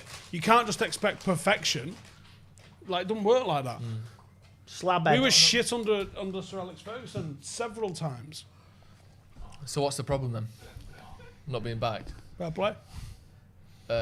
Nero says, I'm done with the game. Going to get stoned for the rest of the day. If where you're from that's legal, go for it. If not, I'm ringing the police. Jude says, Luke looks to be man marking Lamella, which drags him out of position in defensive transition. Yeah, maybe you've a good spot there. He was definitely marking him before. Stop doing that. Druv Jine says, should have just gone with Lindelof and Maguire. They are better than this nightmare. Well, I don't... Be careful what you wish for, Not innit? necessarily, yeah. But, right, okay. Let's recap, because it's half-time now anyway, let's be real. Before we go over to our halftime show. Yeah, we have got a halftime show, so hopefully you've sent your Sunday dinners, so that's probably a better highlight. It is now actually halftime. United have been dreadful, I think it's fair to say. We are 4-1 down at Spurs. At home to Spurs. And United have barely threatened. We went ahead in 30-odd seconds with a penalty. And since then, well, it's all fell to shit, hasn't it? Yeah. I mean, that's about the top and bottom of it, isn't it? I mean, give us a shout when you lot are ready for us to take you into there. We've got Alex and Jay for you. There's 50% chance Alex has got the Rona, looking at him. He says he's not got the Rona, but don't look like a doctor to me. Just complete capitulation, innit? Honestly, like, it's so far behind now, you might as well fucking gamble and just... What? What, on risk losing 7-1? Yeah. Do you think? Yeah. But then you'll see people afterwards saying it shows the naivety of Solskjaer. In those positions, you've got to save the confidence of the players. You've got to sit back. You've got to take it, and you've got to. I'd have more respect for there. a manager that went, right, here's how we go for this game. Yeah. And actually had the bollocks to do that, than to just fucking curl up in a little ball and cry in a corner and hope that you don't get beat anymore. Fuck that noise. What do you think? I'd rather go down fucking fighting. Yeah. Don't give a shit if it's 4, 5, 6, 1. Bollocks to it. Well, last season, though, one of the reasons we finished top 4 was our goal difference. Like, games like this, where you sort of have to go damage limitations, let's cut our losses at 3 goals down, sit back and you just think, fuck it, go for it. Yep. Yeah. Right, we're going to be going over to our halftime show now with Alex and Jay. They're going to take you through and look at some of your comments on Twitter. I'm sure they're all fun, happy fucking comments, aren't they? I'm sure. Fucking read some try. Over to you two. Hello and welcome to the halftime show. I'm Alex. That's a happy Jay Motti. That was good, wasn't it? That's as bad, genuinely, as I can remember a half of football post Fergie. Wow. Genuinely. Big shout. Like, could we have been any worse that half? Really, I know we got the penalty, so we couldn't have scored. But other than after the first 38 seconds, could we have been any worse than we've been? We've been absolutely terrible. And to be fair, all right, you can maybe say someone like Mason Greenwood's probably done okay, and do you know what? Rashford's not done too much wrong, but defensively and even in midfield, we've just been all over the place. It's embarrassing. It's actually embarrassing. I mean, it's one of them. You start that game with the perfect start to playing. You're starting 1-0. Starting 1-0, been given that, which a mate of mine who's a Tottenham fan said, Aurier and Sanchez on one side is going to be a penalty at some point to United, and it was. But then to not, switching on for 10 minutes. Just switch on, settle the game. Don't let them get back into it, and then just mistakes. We've got a super chat there. Do you want to click back on that one for us? We will get relegated. I don't think. Well, we won't, will we? Don't think it'll be that bad because we've already got more points than Sheffield United. And then we've got another one. Keep going. If you just click on it, it'll bring it up. No, it's gone. All right, sorry. So we've had another super chat saying, "What's our plan B?" The plan B is Cavani. I think we've got a poll going on the their Twitter. Yeah. If some can bring it up, if you can get the Twitter up, hang on. Yeah, here we go. There we go. So who should we bring on at half time? Van der Beek, Mata, McTominay. Van der Beek's got 47. Oh, sorry, all of them.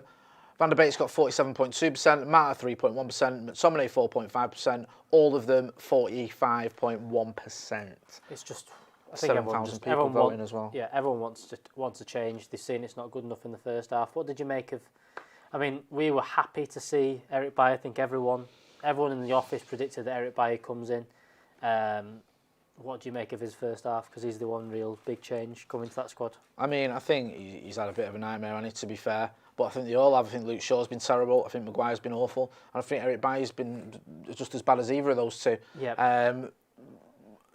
Maybe Wan-Bissaka hasn't been that bad. No. But other than that, you've got three of your back four who've just been absolutely 2 out of 10 performances. I mean, it's just terrible. It's a comedy of errors for every single goal. Little basic things. The first goal, playing head tennis in your own box. Just head it to the keeper. Yeah. Or fucking head it away. But you're heading it upwards. Do you know what I mean? You're just heading literally the ball upwards. So you're just extending the danger. The second ball, stand on it when it's a free kick. Fucking hell, my 5-year-old lad knows that. Yep. Stand on the ball. And they don't stand on it. And Eric Bailly's half asleep. Yep. Do you know what I mean? The third one, again, just a mess.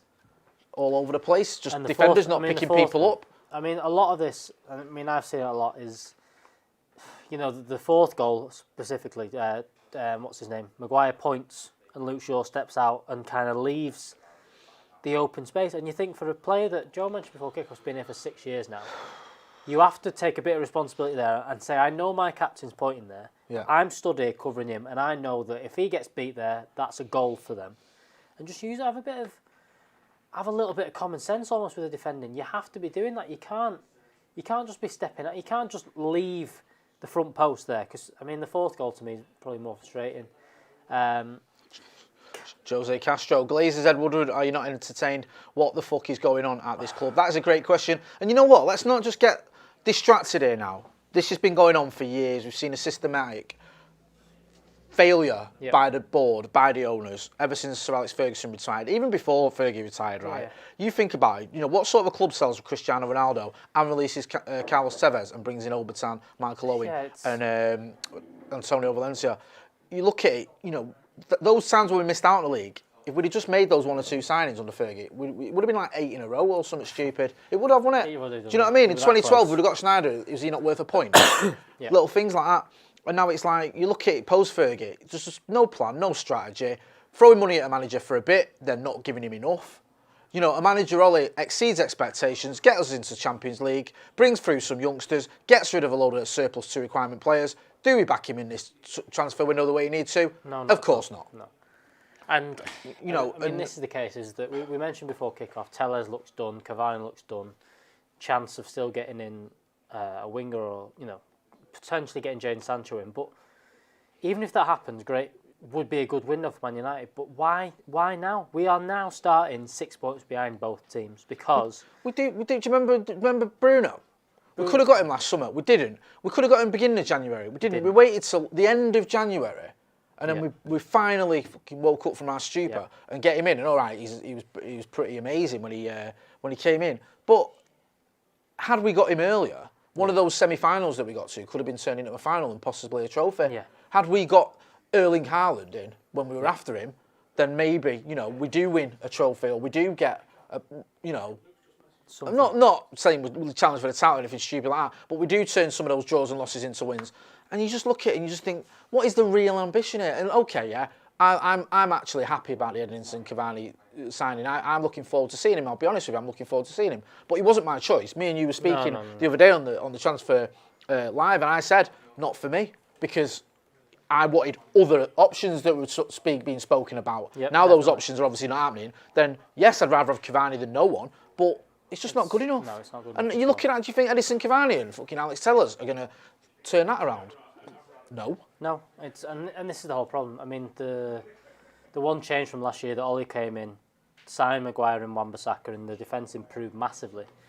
But again, I think that by not backing the players, by not backing the manager this summer, in the same way that they did under Mourinho, that last one, the doubt in those players' mind over someone to go alongside Maguire or even Harry Maguire is huge. Same thing with Luke Shaw, we don't know what's going on with Luke Shaw, but at the same time, the whole point of Alex Tellers being linked or a left-back being linked the whole way through the window and not coming in puts added pressure on that. Same thing with the forward line. Everyone kind of looks like we need another player. Now, here's the prime example. We've now lost Martial for 3 games after this. Fucking hell. We've now lost our best centre-forward. We need another one. I just want to answer that, because JM, does the channel do better or worse when we lose? This channel will always does better when United win, and regardless, we're United fans. I always want United to win. That's not even about, but if we win, more people want to watch us. That's how it is. Because Cam, can you click on that super chat? That's how it is. Someone asking though a question there. Cavani, Mayor Amateur. Cavani is not a plan B. The problem is the formation and rehearsal of tactics. The team, in a sense, needs to go back to basic. Also, Cavani hasn't played in almost a year. Lad is probably out of shape. Do you agree with that? You don't know. I'd hope that Manchester United wouldn't sign a footballer that is out of shape, and whilst he's not played for a year, that's one of the things that you'd be looking at and making sure that he is. Problem is formation and rehearsal of tactics. I don't know. These mistakes aren't formation mistakes. These aren't things going wrong with that. Did anyone, be honest, when you saw that team at fucking R3 this afternoon, did you panic? No. Did you think, we are in deep shit here? No, I thought that's as good as we can do. That's as good of a change as Ollie could make. He's done the mistake that anyone's...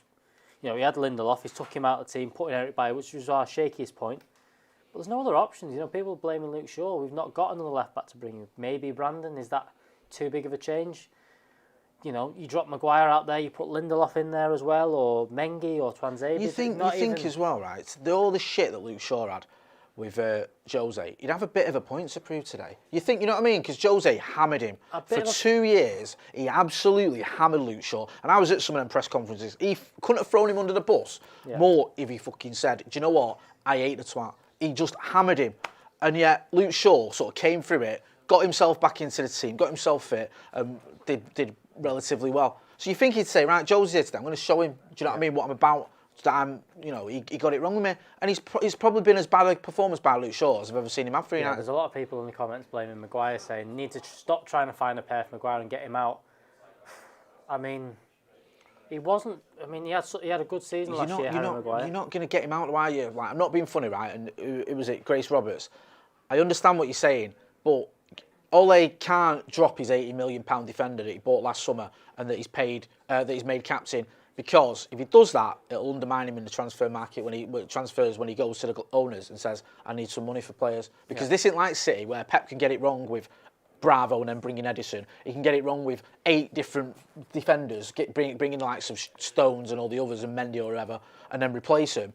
We don't do that at United. And if he says that £80 million defender that I spent that money on ain't good enough now, I need to replace him or I need to drop him, I don't think he can do that. I think the owners will be like, well, you're not giving me any more money, because it'll just be an excuse for him. We've had another super chat from the Francie Brady. Glazers out, I'm guessing, hashtag, but this result is not caused by a lack of signings. We're still in at 2-1, calamity of disasters. Again, I agree with that completely. I agree with the fact that this isn't by signings. I think this is just players that either are putting too much pressure on themselves or not stepping up and not doing simple things. You know, Eric Bailly, when we go down to we got 2-1, you lose a player.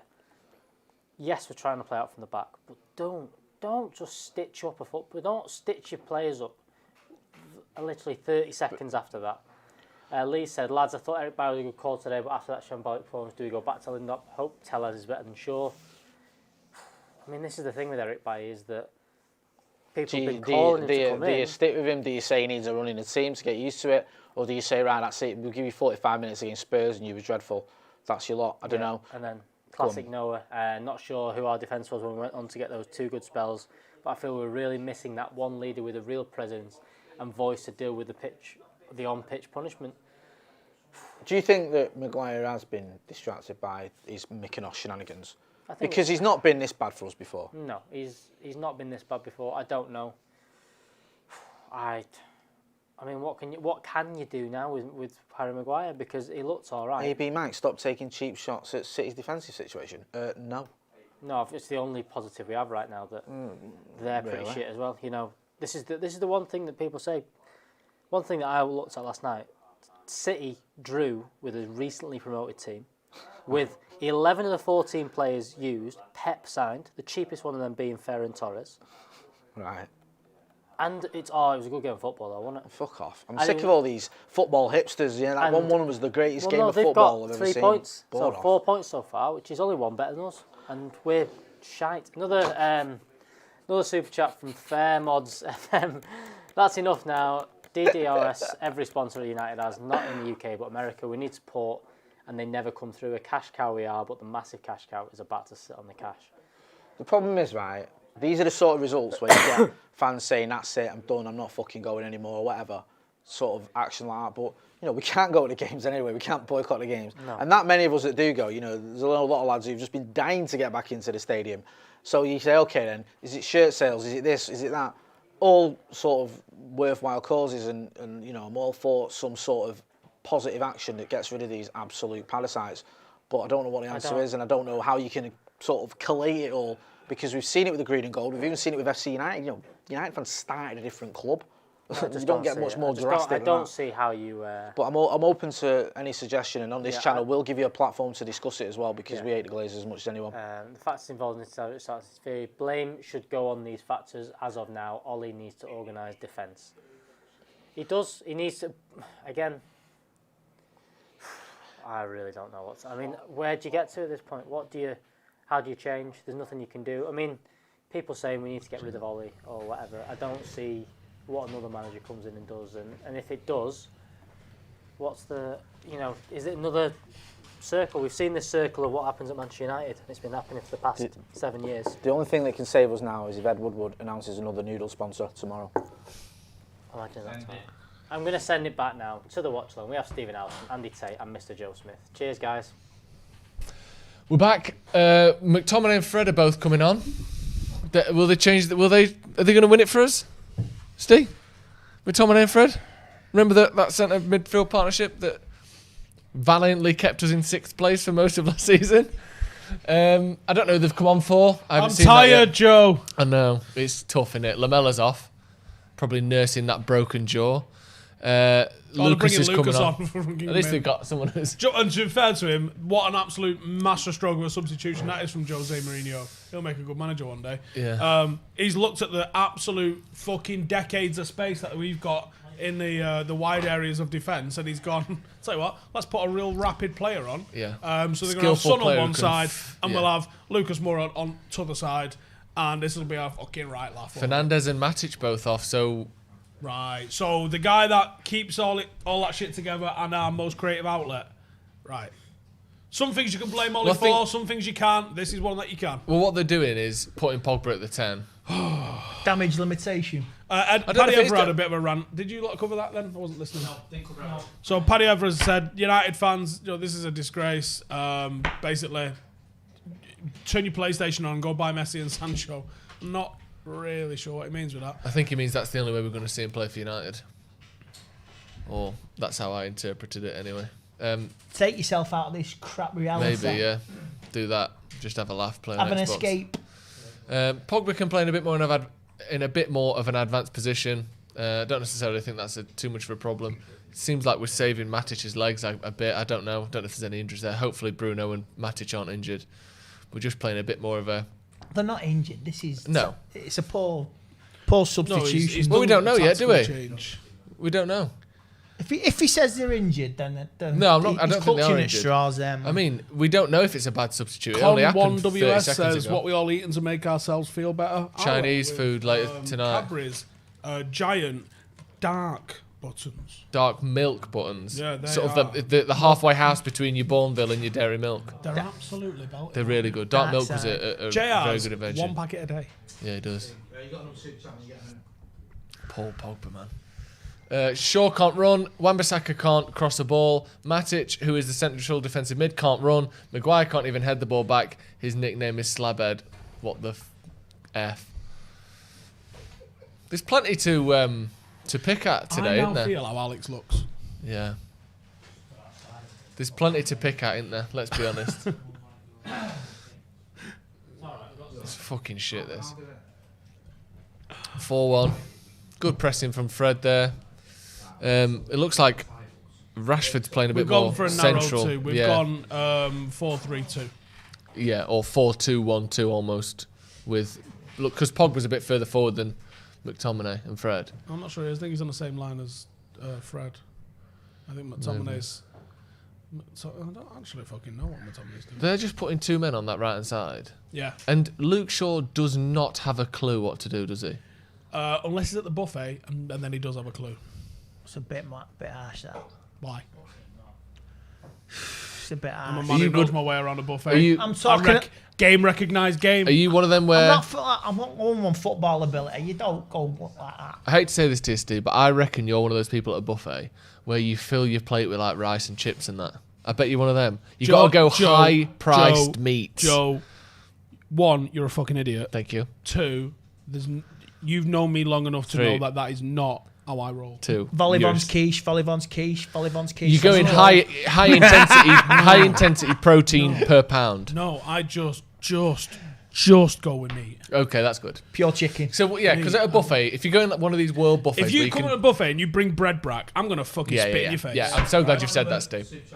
I'm so glad you've said that. Players are being affected by the lack of strengthening in the squad. They see others are doing it around us, causing a bad vibe in the dressing room. Usually, I would think, no, it don't bother him. The fact that Luke Shaw came out and said we need players, I agree. I can't help but agree with that. So funny though. I think the Jen's got a point. Gentleman. I agree. They're definitely affected by it. It's usually you think, oh no, they don't look at all that stuff. We know they Google their own names. We know they look at the mentions on Twitter. We know all this by now. It's no secret that all footballers know what's going on in the press, in the news, on Twitter. There are very few of them who bury their head in the sand and really just only play football. They know that there's discontent amongst the fans. Well they know played that there, the club's Marcus, being run on like his shit. Fucking own, holding it up quite nice. Well. Yeah, they're not being hidden from what's going on. And whilst it was probably stupid of him to say it, the fact that Shaw did say that, I do think they're being affected by it. There'll be a meltdown tonight.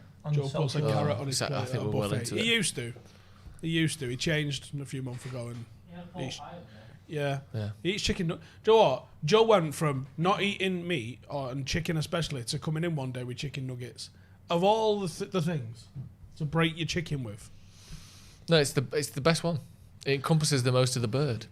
Chicken nuggets. You get a little bit of meat from every continent. So the foot, the breast, the wing, a bit of feather in there, face, gullet, cloaca.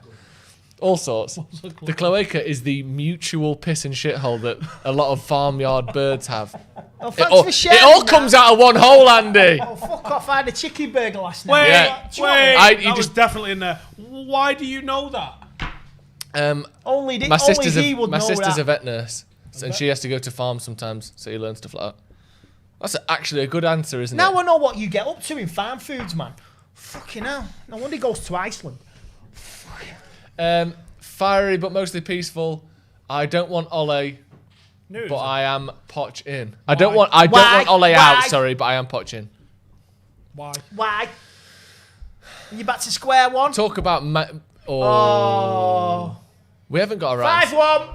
We don't. Easy. We Fucking don't easy. have a left-hand side defensively, do we? Nah. We don't have one. Paul Pogba was playing left back then. Does Luke Shaw exist? Does he fucking exist? There's a fucking dent on his couch that says he exists. Some crumbs in a divot on a mattress. What the fuck? Why haven't we got a fucking left back? Lads, it's Tottenham. It is fucking Tottenham. Luke Shaw is tucked tight in there. Right, he gets Don't drawn. He He gets drawn. No, he don't get drawn. No, he does. He follows Mora. Yeah, but not enough to fucking block the pass. Block the pass. That's right. He follows Mora, and then when the ball's played back, he just switches off, and you can hear the fucking tweet noises round his fucking head. He don't have a fucking clue about football, does he? He's with Mora like Mora's his man, and Yeah, when Mora and drops Mora short, he drops doesn't go short. with him. He just No. drags it a bit out of He position. stands in the D Yeah. going, now what? In the middle of two fucking Be decisions. proactive, you dickhead. That's gone off. Fucking hell. Jose looks fuming, by the way. Has he remembered which side of the dugout? No, he meant to thinks be he's on? Man United manager again. He's like, this is fucking. Oh, hang on. Oh, that's He looks so mad. should we do a sweepstake or what this ends up? 8-1. No. I think 6. Andy, please. I think 6-2. Andy, please. Another goal in it each. 8-1. Sometimes you've got to go through the pain to see the fucking light at the end of the tunnel. No, you fucking don't. No, you don't. Sometimes you're just good, and you're good for years. Manchester is my heaven. Well, it ain't fucking heaven at the moment. It's hell. Do you know where that statement comes from? Matt Busby. Do you know in relation to what? No. Go on. He was offered the Real Madrid job, and they said, we will give you all of the signings and you will be in paradise. We'll sign any player that you want and you will be in paradise with Real Madrid. And he said, oh, no thanks. Was this Manchester was is this my late heaven. 50s, early 60s? I think it was 56. People predicting 7-1, 8-2. Yeah, give us your 8-1. fucking... How bad's it going to get in the comments? Fuck it, let's get spanked, man. It's Sunday night kinky time. Come I on. think we've got about 4 bottles of rum in the cupboard in there. So. Sunday night kinky time. You know it, boys. Let's get spanked. Let's get spit roast on a Sunday night. Go on. Nothing else to fucking do. Yeah, that's what you do when you're at your wit's end, isn't it? Just get absolutely double chuffed. Pogba. I'm going on the vodka tonight. Oh, yeah. Fuck it. Yeah, we got a tweet here from Matt, who's obviously watching the watch-along, and I echo this. This proves rotten from top to bottom. Yeah. Just witnessed Mr. Stephen Howson have to get his own rum during the watch-along. Never mind the shambles going at United. What is going on behind the scenes? Disgrace. Couldn't agree more. Yeah.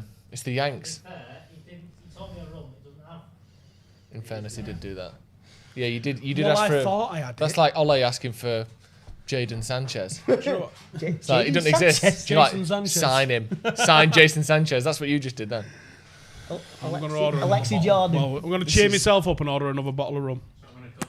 This is rough, Why are you taking us to Negative Town? I'll be here tomorrow.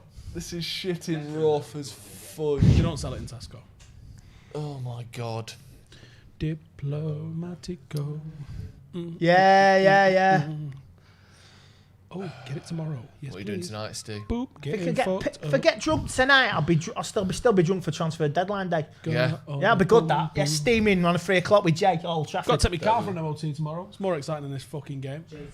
What time are you taking your car for MOT? First thing. Okay, that works. The appointment's at 4, but I'm going to try and drop it off as soon as the place opens. Good. So I can be here for 15 hours. for D-Day. JT Super Chat says only Judgment noon Day. here, and I'm about to bust out the whiskey and ginger ale. Nice. Not a bad combo, that. Bit of lime maybe in there, Go for a bumbo. or lemon. Someone give me another rum that I ain't tried. You're going to have to get busy. I'll have to pull the comments up myself. I think I'll catch a movie tonight. Hey, Tell me a rum that I would like. I like Diplomatico. I like Rum Bullion. I like Salford. I like Bumbu. You like every rum you've ever had, No, except don't. Manchester. No, there was the dark Salford one I'm not a fan of. Yeah. Any spice rum he's ever had. Cameron / Joe, cheer me up, please. Well, anybody fancy watching a movie tonight? I'll tell you what, send in your movies because I'm going to watch one. They turned the GCSE results back to teachers' predicted grades. That was good, wasn't it? Boodles. Has that cheered everyone up? I've had that. Someone saying Bacardi. Stop it. Zaka 27. Hang on, is that one that's on there then? Southern Comfort. Southern Comfort lemonade. Lovely. Walking down the beach with your top off. Zacapa Centenario 23 Sistema. You could pull that off, not me. Thank you. I like the ones that come in the wildest bottles. Oh, look at that Remedy. Ulrich Jude, why do we need both centre-backs to mark one striker? Why is Luke coming so far inside to mark the winger? Why is no one taking control of the defensive line? All good questions. All questions I don't have the answer to. Dead Man's Finger I've got. Diplomatico got. Captain Morgan's, come on, mate. He's my first fucking rodeo. There's about 8 bottles of that. Kraken, we got. Old Monk. A couple of, right, there's a few said Old Monk. Let's have a look. 94 Jay Reedy says they can't stop us going in, but they can't stop protest. They can stop us going in, but they can't stop protest. Imagine we have thousands of us outside a game being picked up on TV mics from outside. Imagine the police. They don't give a fuck. We did that. Imagine the police there. Oh, it's a monk. It's an actual monk's head. That's a horrible bottle. That makes me feel sick. Some fat old bloke with no hair. It's called Old Monk, the legend. No offense. 70 quid though. Oh God. Have we tightened up the defence? Why are you bothering? We're trying to find rum here. Yeah, but I don't get to drink that rum. You can do. I just get to drink in these. Get absolutely these fucking mad twisted vibes. tomorrow. Plantation. I got Plantation. Pretty shit, this, isn't it? Hat Imagine cherries. tomorrow now if we don't get Sancho as well. Colombian it was going to be bad anyway. Yeah, but imagine it after today. If we don't get Sancho tomorrow, then well, Man United will be in the media, but for the wrong reasons. Yeah, you can see why he's stepping up protection. And So we'll look at the Gosling one. He's stepping up protection. That's what I read. He doesn't use protection, Ed Woodward. Aged Smarty says, "What would you say has gone wrong since the run at the end of last season?" Simple. They've not invested.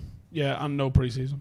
Yeah, no pre-season, so they're tired and underfit at the same time, and we haven't improved the squad. So the mental side of things, the amount of like hatred and shit that the club has got on Twitter and on social media can't help but affect the players to a certain extent, and a lot of that comes down to the fact that we haven't invested. Fucking deal with it.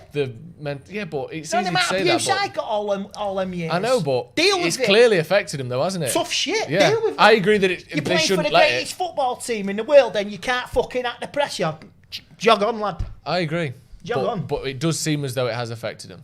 And I agree that it shouldn't, but it has. Ross Murphy says, thank fuck it's international break because we need it. Although you do kind of get trapped into a sort of a stasis of whatever mood you're in before the international break, don't you? So we're going to come back in 2 weeks having felt shit for 2 weeks, which will be fun. Or we sign Sancho when he gets injured on international break. That'd be I thought he was funny. giving me suggestions, but it's all in the buy it again. Oh, fuck this. I'm going to watch Hundreds of pages. I'm going to watch Stretford Paddock next week. There's a Yeah, right good scroll lad. of rum. And I was Thank like, you. is this giving me suggestions? And it was buy it again. Watch Paddock next week, see if they can get 4 out of 4. 4 out of 4, Andy. That's what we're having. Yeah, down at Butch's Arms, Droylsden, get your ass down there. Oh, I might come next week, you know, Steve. Good. Come down. Come get in the mix. Free admission. Oh, that's a good touch. From Free Bob. entry, and you can have a booze or a rum and watch the game, which you can't do in the Premier League. And there's a Greg's outside as well on the precinct. So even there you go, you can have a And Greg's and a football match. Potentially one of the best things about Droylsden is if you get off the tram, there are 5 pubs in between the tram and Droylsden's entrance, and it's only 150 metres. One of the best That's things top. about Droylsden. That's a sentence that gets said a lot, is it? Do you What love do you like Droylsden? I'm just knocking it because I know you. You got the Beehive, you got the King. Is that where you were born? King's Head. No, I was born on Oxford Road. Yeah, but I like knocking it because you were born Same there. area as I was born, down there. Well, yeah. Where was our new young strike from, Jay? The little 600 little Pele fella? The McNeil? That lad? Oh, where's he Just from? got from City. Droylsden. It's a top place. Worthy Park Force. I don't know what I'm reading. Is it rude? Worthy Park Forsyth WPM rum. Yeah, but it sounds like code for one of them like QAnon things. Oh, they sell that. Worthy Park Forsyth. I don't know what it B&Ms is. and get some cheap rum. Yeah. Or That's just bargain. literally just called rum. And that's Rum. all it says on it on the front cover. Mind you, it says a lot with a name, doesn't it? Mm. It advertises it. Rum. What are you wearing for Halloween special? I don't know yet. Oh, Janine come up with a good one yesterday for What? I forgot. Oh, cool. good to bring it up then. Yeah, no problem. It was good. Yeah. No problem. James O'Brien says we need around 5 going new to players Jack Sparrow. between now and deadline day. Well, in theory, we've already got one who don't play. We've got 2 more coming in, and potentially another on top of that. Again, it's mad how much we're holding out hope for Sancho, isn't it? Because the way we're speaking, I still think we're going to sign him. And why the fuck would I think that? I do think we'll sign him. Because which journalist tweeted it? Which is like, even when this window ends, United fans are still gonna be like, we'll get him. There's a loophole. We're a fucking bunch of dicks, aren't we? I know. I do genuinely think what we'll are you sign gonna do? him. Anyway, have they fucking scored again yet? No, it's still only 5-1, Steve. Steve, it's only 5-1. Can you believe it? It's only 5-1. We're doing all right. Yep. When was the last time Tottenham scored 5 at Old Trafford? In about four fucking appearances. Yeah. Jesus. 2-0 down, 2009. We come back to win 5-2. There's been a couple 5-3s as well, hasn't there? 2004, was it? 2005? 2001, yeah. We're 3-0 down at half time. We come back, won 5-3. But it ain't happening today, lad. No. We could get 5 goals in the last 30 minutes. Yeah. What are you thinking, Steve? I'm thinking. Talk us through how we get back into this game. Well, we need Van Nistelrooy, you're a we football need manager. David Beckham, we need Andy Cole. If we brought on, I'm being honest, if we Varane. brought on Copperberg Cristiano Ronaldo 2008 edition, Yeah. David Beckham 1999 edition, Yeah. Ruud van Nistelrooy 2001 edition, 2002 edition. Okay. Dimitar Berbatov. No, just those 3. Yeah. Would we get a draw out of this game? No. No. We would lose. Oh, then Yapstam, Rio Ferdinand, Cristiano Ronaldo. No, not enough. No, it won't be enough, would it? Need a midfield. Roy Keane, Now you're Yapstam, talking. Cristiano Unfortunately, Ronaldo. this is all entirely in your head and not. No, they're on the bench. I've seen them in the stands. Super chat from Matthew. I've been a Man United fan for 28 years. I don't want to be a plastic fan, but I'm just about done, lads. The Glazer family have ruined this club. Oh, well, fuck off then. Honestly, If you don't want to be part of the problem. none of us fucking like it. But if you're gonna fucking turn it in on the back of us getting into the Champions League and then not fucking signing one, fuck off. Exactly. None of us fucking like it. But that's not what being a fan's about, mate. You can fucking complain about it, but if you're going to fucking turn your keys in, then fuck off, honestly. You have a complain, have a fucking moan, but the point is that you still turn up and you still fucking back the lads at the end of the day. Don't fucking be like, well, I'm done. Well, fucking good. Bye. Adam said the best thing. Thanks for the super chat. Anyway. Adam's dad said it best. Now you know what it's going to be like to be a football fan. And this is what it is now. Another super chat. Don't let that discourage you from getting your opinions across. We love hearing from the fans. Oh, that was a barrel. Andy, I get the whole deal with it thing, but unfortunately players just aren't like that. No more keen like players. They're more sensitive than they used to be. Soft bastards. Fuck off. Oh, that was nice. Look at that ball. Soft. Bit fruity, innit? Fucking soft. Need a bit of colour in it sometimes. Okay, just sat in the sand in a beachy location. Eric Bailly's been booked. Can you get booked for just being shit? Because imagine that if they just after 25 minutes they went round and just booked everyone who was having a bad game. That'd be very good, wouldn't it? Just to encourage you to not be shit. There's going to be a proportion of social media tonight that will go in and all like, this is fuel for them. And today, this is the players who have done this. Yeah. It's the players who've reacted. They've not performed. They started well. I know it was only a minute. 36 but seconds. that aggressive, fast-paced, passing the ball around, getting in behind. We didn't do that against Palace and Brighton. I know it was such a short start. I appreciate that. Super chat again. Thank you very much for your super chats, by the way. Rick Buster says 2 Bob recap of the match so far. Well, Penalty. there's your 2 Bob recaps. Fucking 5-1 red Started card. amazing. Yeah. Penalty. Oh, it's so good. Penchester United with Bruno Penendes. 1 minute 30 seconds in, 1-0 to the Mighty Reds. And then after that, 5 goals from Tottenham. Shit defending. Worse heading. Martial sent Luke off. Shaw's fucking gone missing somewhere. Martial fucking smacks the ball around and gets sent off. And that's about it. Yeah. Loads of mistakes from Bayern Maguire. Luke Shaw's playing at centre-back.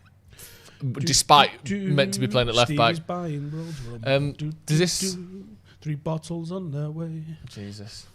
Amazon. Is that fast delivery? Mint in it. Yep. They changed the game. You can't wait 3 days for anything to be delivered no more. No. You're like, it's not here yet. When did you order it? Today. I just ordered it. Right, another super chat. Thank you, Miles. He said, I appreciate we can't do anything about the ownership right now. Is there something we can set up as fans that gives us a bigger platform to buy the club in 2, 5, 10 years' time? Invent Google and then sell it and invest that. Oh, hang on. Yeah. Invent something. Mate, the club is worth too much money. You need to... Here's what you need to do. Become far too sexy for Elon Musk to resist. Bang him, marry him, divorce him, buy the club. He's nailed it. Who's got the best chance out of the three of us? You. I'll do it. Brilliant. So me and Elon Musk just got to marry him, divorce him, take a cyber future car or whatever it's called. A DeLorean, you pleb. No, he's got a car. Don't fucking DeLorean. How dare you? Hey, I'm there's a talking DeLorean about the in Clayton. cyber truck that he's What? bringing There's out. a DeLorean in Clayton. Whereabouts? In Clayton. I keep seeing it like once a You know, fortnight. you know they don't actually go back in time, don't you? Yeah. I don't give a But shit. how many times do you reckon he gets pulled over and go, you was going about 88 mile an hour there, mate? He'd be like, fuck off. Keep drip. Oh, there is a new DeLorean coming out 2021. There is a new. They've redesigned a new DeLorean, but it's coming back as a normal car. It looks sexy as anything. Does it? But the first one was a failure until it was in Back to the Future, wasn't it? Yes, of course it was. Of course it was. Because it's mental, and isn't it made of steel or something? It's made of The a DeLorean. ridiculous. Yeah. It's made of drugs. I don't want Ollie Miles getting. DeLorean was set up by the FBI. I don't want Ollie getting the sack, but do you think the board will do it? We need to build a bonfire. Then he's not going to sack him after 3 or 2 league matches, 3 league matches, Danny surely. Van de Beek after 67 minutes. Go on, Danny. Wow. Do me a favour, lads. Can you ask some Man, of he these should have viewers played. how this is Ollie's fault? I don't understand what could have been done differently today. Well, he picked the 11 we all wanted. I can't imagine it was the tactics to say fuck about and edit in the air and lose each other and just fuck up. Well, Mason's going off. Oh, great. Well, I mean, what, in case we wanted to win the game? How about just score some goals and get a bit of pride back? I don't think we can. I don't think. We fucking won't when we take all our forwards off. One got sent off. appreciate that. The one that might score gets taken off. You're left with an half-fit Marshall, Rashford, and a lot of fucking hope. Yeah, I agree. I know what you mean, but I don't think we were going to get a goal. If we were, maybe a lucky one from a cross. Would you take the armband away from Maguire? Also, if Man United seasons were porn, what would be the best to jerk it to? 99. But almost that's like you've just picked the obvious one there. No, well, that's because it's the. What about 90 2008. 93? 93 was good. 93 would have been good. One. Especially when you've been like halfway there for 25 years. A real explosion there. If this scenario was, you could describe it as a porn movie. Okay. What would it be? In the deep. Oh. Because we are in the deep at the moment. Interesting, we are. Changing the subject, there's a super Never had a choice about who I supported and wouldn't ever support anyone else. Let's keep our heads up, be analytical, and keep the red flag flying high. And another super chat. It doesn't matter who we hired as the next manager. This will not get better until Woodward and the Glazers are out of this club. We hired Van Gaal. We hired the best manager of the last 20 years in Mourinho. Look, there's more to it than this, right? You can point to how much United have spent, and they've spent a lot of money, but it's been mismanaged spending. You can blow all sorts and see no value for money. Or with what even Leeds, Ajax, you can see clubs that have relative success for the money that they're investing. Even what Bournemouth managed to do by staying in the Premier League for as long as they did was unbelievable success for the money that was invested, right? United don't need to be spending. I mean, if we've got tellers for the money that we've said, that's great. And I think there's been some fantastic bargains kicking around this summer. Thiago was a mega one. Van der Beek might turn out to be a great one. There's been some really good value for money signings that have been kicking around there. And I've wanted United to make that sort of signing rather than just spend £100 million on this player and that player. I'd like to see us invest. I think all season I said we need 3 or 4 players. Yeah. If we do manage to pull Sancho over the line tomorrow, I'm pretty happy with that. But it doesn't replace the fact that we haven't had a pre-season. It doesn't replace the fact that we had the longest season out of anyone in this league, and then we had the shortest break to restart the next one. And it was with an 11 that was ran into the ground because we didn't trust our backup signings. And all of this goes all the way back to 2013 and beyond because we haven't invested. The ground fucking leaks. This used to be the jewel of English football. I remember Euro 96, and they was more hyped about having Old Trafford than they was Wembley, because obviously Wembley was the old Wembley for Euro 96. This was the best fucking ground in the country in Euro 96. And then when we extended the East and the West stands, it was still the fucking #1 stadium. And now you've got Spurs have gone and done what Spurs have gone and done. Even the Scousers have put a fucking bit of a ribbon on that turd that they've got in Liverpool. Like, City have got a brand new stadium. Arsenal have got a brand new fucking stadium. Wolves are building a stadium Chelsea which looks out are fucking building one. outrageous. Everton are getting Everton one. are going to get Chelsea one. are getting one. Fucking Everton by the Sea is going to be a strange one. But, like, everybody's invested into the infrastructure of their club and taking it to the next level. Gary Neville nailed this a couple of years ago when United never seemed to go for what's the best we can do. That has never been a phrase at United in the last 15 years under the Glazers' ownership. United have never said, what is the best that we can do? Who is the best that we can get? Whether that be for manager, whether that be for... Although maybe they did, or maybe they went for the biggest names at the time, but they've never then given that person the tools to go and be able to bring in what they need, or the time to be able to bring in what they need. The training ground has fell behind. It was state-of-the-art in 2001 when it was built. It's now pretty fucking ordinary in the grand scheme of things. The ground has fell into disrepair. It hasn't been extended under the Glazer ownership.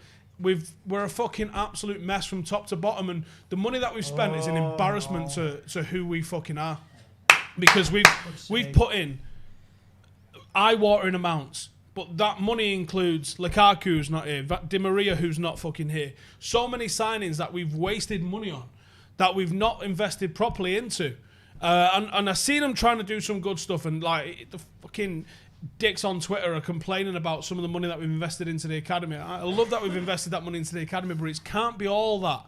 You have to blend it like United always have done throughout history. Superstar signings, great homegrown local talent.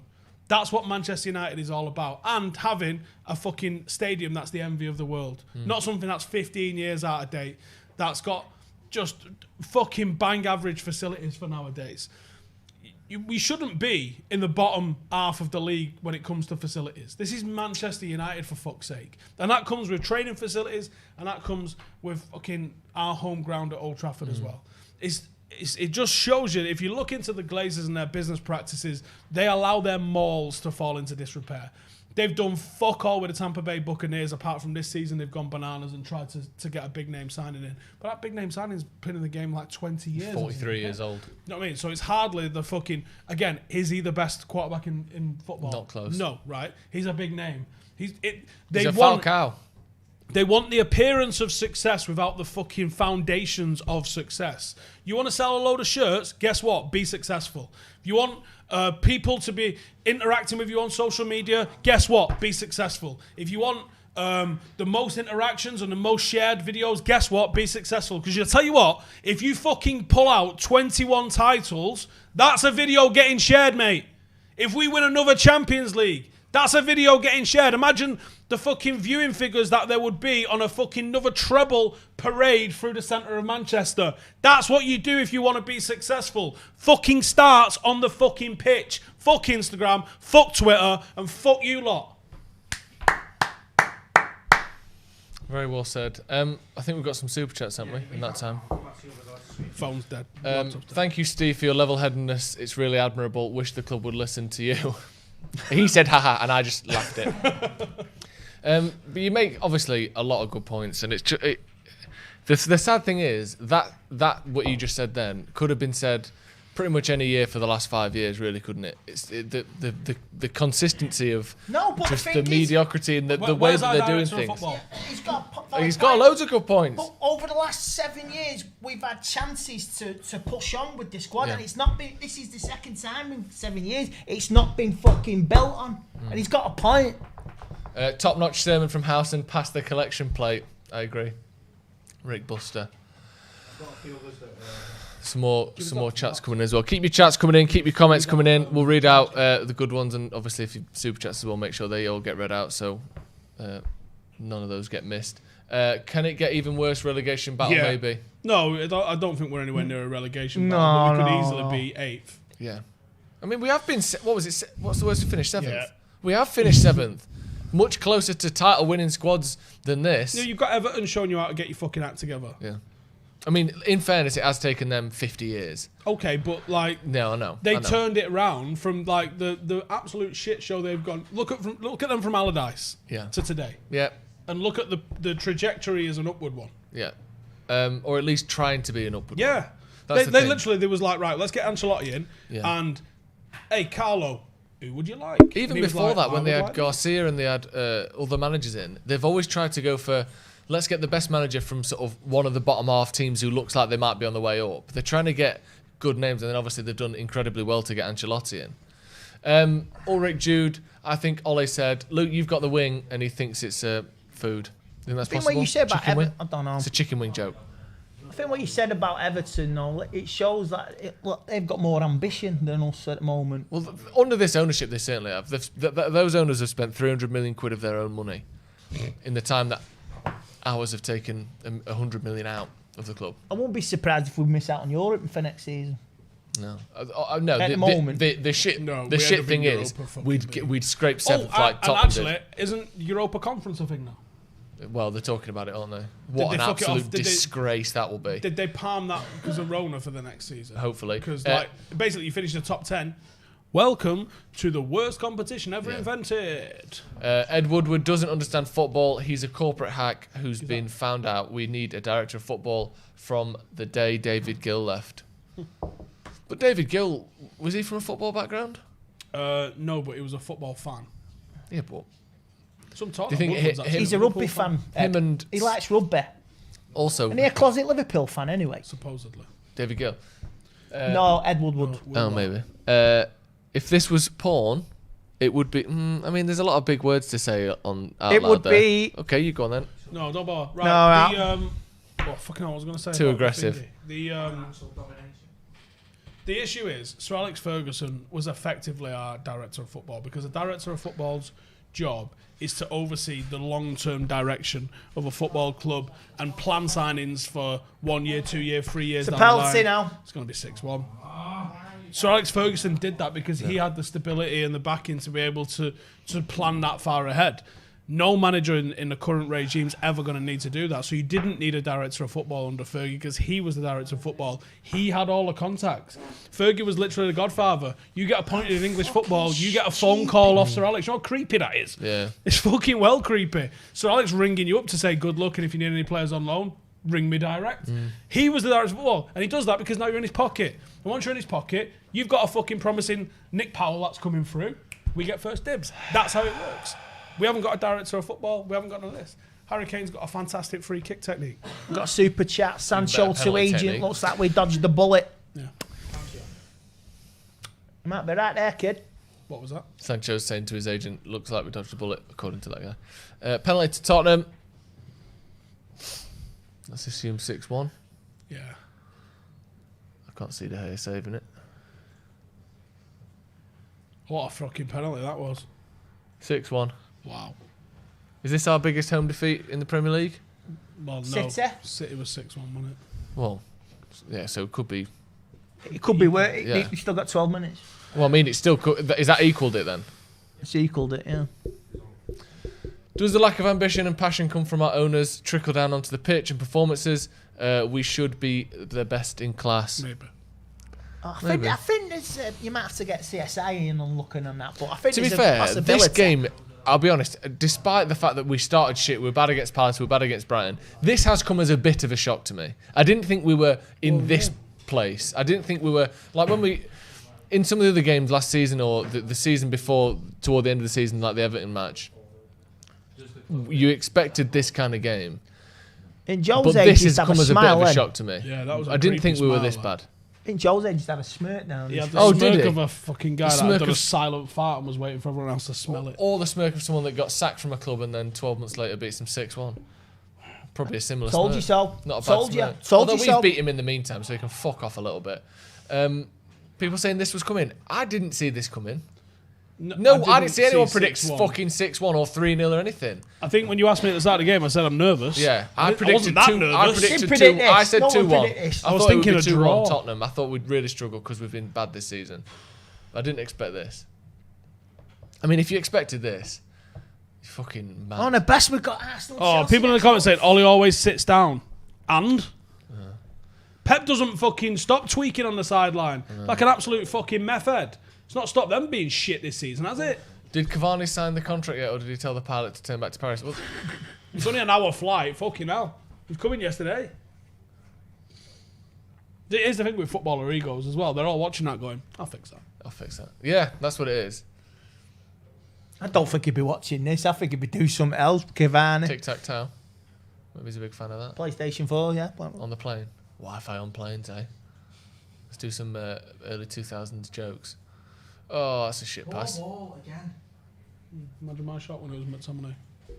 Bet he's at Carrington thinking, Jesus Christ. What, Cavani? No, all the time. Why are they? Ed's just using his fucking Ed's on his Mobile. mobile. Ed's on his mobile, man. Cavani's walking into Carrington going, why are all the tellies off in here? Why am I don't worry about shy? it. Why have you turned all the tellies off when I walked in? Don't worry about that. Ed's on his mobile. What do you think he's doing? Snake? Or texting someone? Trying to get Snake. a deal done? I don't think he's got a Nokia, mate. No. He probably downloaded like some emulator or something. He seems like that kind of guy. He likes his emulators, does Woodward. Ed texting Poch, according to Atheon in the comments. Yeah. 21 attempts to 5. Reflected in the scoreline. Literally.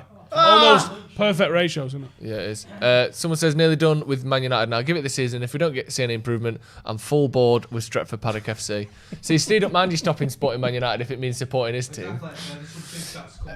There's bad news and good news. The bad news is we've lost 6-1. The good news is Kane is captain of my FPL team. You're still thinking about the bad news, aren't you? That's a good joke. Now I'm not excited anymore. I'm scared for that trip to Paris. Yeah, I forgot about that. Oh, yeah, because Paris Saint-Germain aren't going to dunk it in us, are they? Zane, ladies and gentlemen, the Arteta revolution has Which started. part of Don't Read It did you not hear? The bit where I thought, fuck it, who cares? The Arteta revolution. Fucking hell. This is good. Go on, Donny. I didn't start. What? Steve's got a potty mouth and he's not afraid to use it. That was before you started. Continue. No, don't. We'll get it back. No, we won't. Yeah, you do. Special behaviour. Oh, bollocks. Thank you to everyone watching. And I'm sure none of you are revelling in our misery. Yeah, I wonder what percentage of you are opposition fans. Just going, I mean, to be fair. The joke's on you, I don't care. Joke's on you, I've given up on life. Luke Shaw taking corner. Read that. Muller corner. Where do we even start? Pathetic. Drop the whole back four. Bring Mengi in. Maguire, take a seat on the bench, lad. We won't get Champions League, and we won't get Sancho either. Ineptitude everywhere. Just after winning the Champions League, won't we? It's not a bad way. What, to get back in it next season?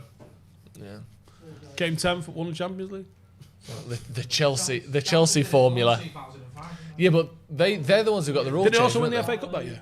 Luke Shaw! Oh, you fucking idiot! Please send him off. Go on, fuck it. Let's get him banned. Send him off! I don't matter. He's not going to fucking play once. Tellers is there, isn't he? Yellow card for Luke Shaw. Tellers is going to walk in, point at him, laugh, and go, fucking move, fatty. This has got to be the worst game Luke Shaw's had for Man United. I would say it is. Dave Pritt in the corner going, Not necessarily in terms of mistakes made, but in terms of mistakes to punished for those mistakes ratio. He's looked pathetic today. All right. He's All looked right. That's so GBH, Sam. All right. That's GBH. Did Luke Shaw stand up and go, like, mate, honestly, the ball might be 10 foot away? Might be 10 foot away. At some point, it's a red card, isn't it? Jose's double wounded his leg, never made the tackle when managed. Yeah, why did he do that when I was his fucking manager? Luke Shaw. I feel bad for him, actually. That's a £12 fine to Manchester FA. I know. Or who's going to pay that? No, that's literally... We get fined the exact same they do. Yeah, I know. It's because it's the thing, isn't it? It's more... what's the word when you have to... Admin. Bullshit. It's like an admin fee rather than a proper fine. Yeah, but like surely Premier League shouldn't be the same. Yeah, it should be 50 the grand. lads who pay if you get subs sent to off, play. It should be 50 grand. That way no one would ever get sent off. It'd be great. Oh, actually, no. Just only the best players who earn the most would get sent off. It'd be a real flex if you just elbow someone. On the fining thing, I was chatting to Drosden's manager, cool. and he was saying he pays all of the fines for the players. Yeah. Because you don't ever want them pulling out of tackles, except for if they get booked for dissent, they fucking pay that. I mean, that's good. That's a nice little rule. Nice. Super chat, and this is all in caps. I can see that before I read it, so assume that I'm screaming. Shut up, you lame Ole out fans. I'm sick of you think Poch or someone would have fixed a lack of composure and defensive frailty. Players were a letdown. Bravo. Yeah, there's a lot to unpack with that. I agree, though, personally. We've just seen it with too many managers in a row now. So this is what it feels like to be a Scouser or a Gunner. Spurs embarrassing United at Old Trafford. Yeah, they are. Definitely. There's definitely some embarrassment. When? Oh, don't look at the screen. Just your eyes are so bad you don't know what the score is. 1-0. No? Is it not 1-0? 7-goal thriller, Steve. It's only if you'd have told me 7-goal thriller, I'd been like, oh. Yeah. Would you have taken a 7-goal thriller before the match? Yeah, the Sharks are circling tonight. The Sharks are really circling for United. Oh, it's gonna. Don't go on Twitter tonight. If you go down Twitter, I'm not on it, so I'm alright. How many of the starting 11 should be genuinely looking over their shoulder? I mean, all of them. None of the defence do. That's why we concede so many fucking goals. Personally, I would have had enough of Shaw and Maguire. I don't think Maguire's been that bad. He was a bit shit. Maguire was a bit shit. Don't forget to blame this on the board. Need your voices to spew the blame at Ed/Glazers and protect Ole. I mean, obviously, right? But Ole and the board weren't marking. And obviously none of the defence was marking. You've got well-paid individuals that were hand-fucking selected to play for this club that are abjectly not fucking good enough. Yeah. Here's a point. The bit that you blame on the board is not fucking replacing them when they're obviously not fucking good enough. I like how McTominay's doing little fucking flicks here like it's 5-1 or he did even class 6-1 someone a minute ago in to fairness. United. He did go straight through someone a minute ago. Ross Murphy says, how can you blame the manager when the manager that's beating us 6-1 is our former manager that was worse than us in the 6-1 loss in 2011? But this is worse than the 6-1 loss. Yeah, the same manager that's beating us now is the one that got sacked from us about 18 months ago. But Do you want him back? He's right, no. He's right, but I won't have him back. Swap him back? No, I won't have him back. But he's right. He made his point. Yeah, it's a good point. Because he made his point and left. Well, Jose's right, but I think that's a good point as well. You blame the manager, but the manager that's doing this to us is the one that we sacked for being shit. Odds that the board sack Ole after this, hope not. I would say the odds are quite slim. I don't think there's any obvious options available, and it's too early. And you bring another manager in with someone else's signings, Yeah. you start this process all over again. Yeah. It doesn't work. No. If it worked, like Manchester City, right, let me throw this at you. In between Manchester City last winning the title legitimately in 1968 and when they won it on human rights abusing oil money, right, they went through, is it 36 managers, Jay? Something ridiculous. 36 managers. Now, did they consecutively appoint 36 shit managers or did they not have billions to spend and were recruiting subpar players for fucking 43 years? What was it, do you I reckon? would guess the former. Well, no, the latter, actually. Maguire was a bit shit. He gave away our 1-0 lead all by himself, wearing our armband in the space of a minute. I personally think there was 4 mistakes in that lid up to that goal. Shut the fuck up, everyone, right? I'm very fucking serious now, and I'm not going to talk until I see how many likes that I want to talk. Let's see, right? So, I want to know, if you're fucking depressed and upset, I want you to hit the like button. And I'm not going to start talking again until I see the number I want to see. Jesus. Is this a silent protest from Stephen Howson? Don't like the video because this is about as good as it gets. How can Maguire still keep the captain's armband? It's appalling. I would keep Smalling now. He would perform better than these lot. We got like 300 likes in this space. Jesus, Steve. 500. I hope it was 1,500 that you had in your head. I hope it was 6,000. Twice as many as there are viewing. 40,000 likes and they'll speak again. Tottenham, they're going to score again here. What are you doing? No, they're not. Get rid of the ball. Please like the video because this is unsettling. Very disturbing. We've got another super chat. Buzzing for Paddock next week. Up the fucking Paddock. This is nice. I know. Come on, please like the video. I don't like this. I don't like what I'm seeing here. This isn't nice. Look at him banging on his chest. Oh, God. 3.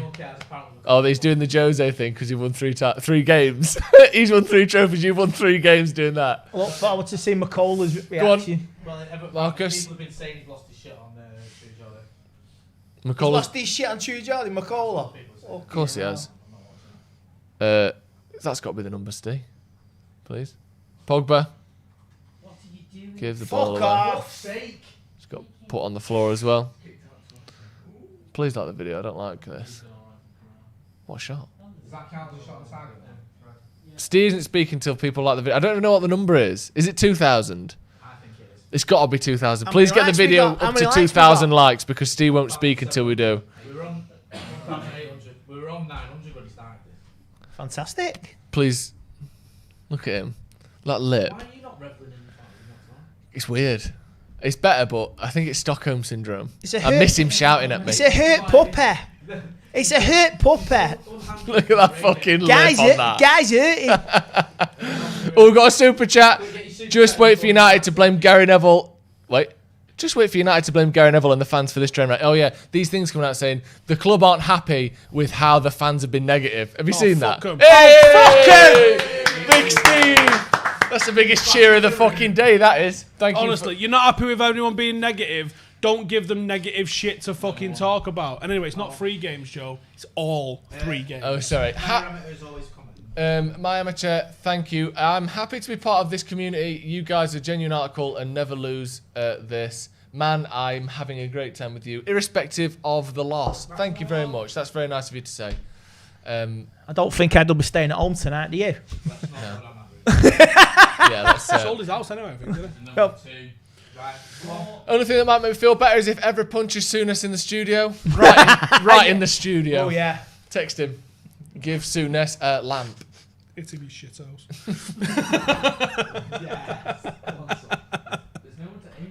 Oh, we've got 10 men cam. When we took all the fucking strikers off, there's no one to fucking aim for in the box, is there not? Wow. What insight. Fuck's sake. Anyway, make sure to join us tomorrow for D-Day. Judgment Day. God. It might be the last day of this Man United as we know it. Roy Keane It's in. going to be fun, isn't it? Oh, I love Roy Keane. Imagine him. I love how angry Roy Keane is. He's like a spirit animal to me. Well done. Imagine if Roy Keane was managing and this happened. Chest punch. Straight. Who wouldn't be dead by the end of this game? Maybe. Is there anyone harder than him that could fight back? Bayer would fight because he's mad. Right? Yeah, but he'd lose. Yeah, he'd lose. Down that wing, you bastard's lazy. To who? Who's big enough? Maybe Maguire and Pogba together could overpower him. Maguire did batter 5 coppers, and I don't care where you are. That's good going. Yeah. 10 time. seconds to go. Over, it's done. It's not. It's not. It's not. Jose's doing Jose his little just does thing his where he walk-off. gets a bit of attention by fucking storming Full off. time. Manchester United have lost by some scoreline to Tottenham Hotspur. We'll be back. I wonder if he points up to the director's We'll be box back at Ed. for Did he just our do it on match his head? review and On his own head. on Ole. Jose did it to Oli. He always does it. That's why Ole did it to him in the first place. We'll be back for reviews and for fan cams very shortly. Thank you for joining us through tired, that Joe. absolute shit. Like I said, back in a minute for a review. See you in a bit.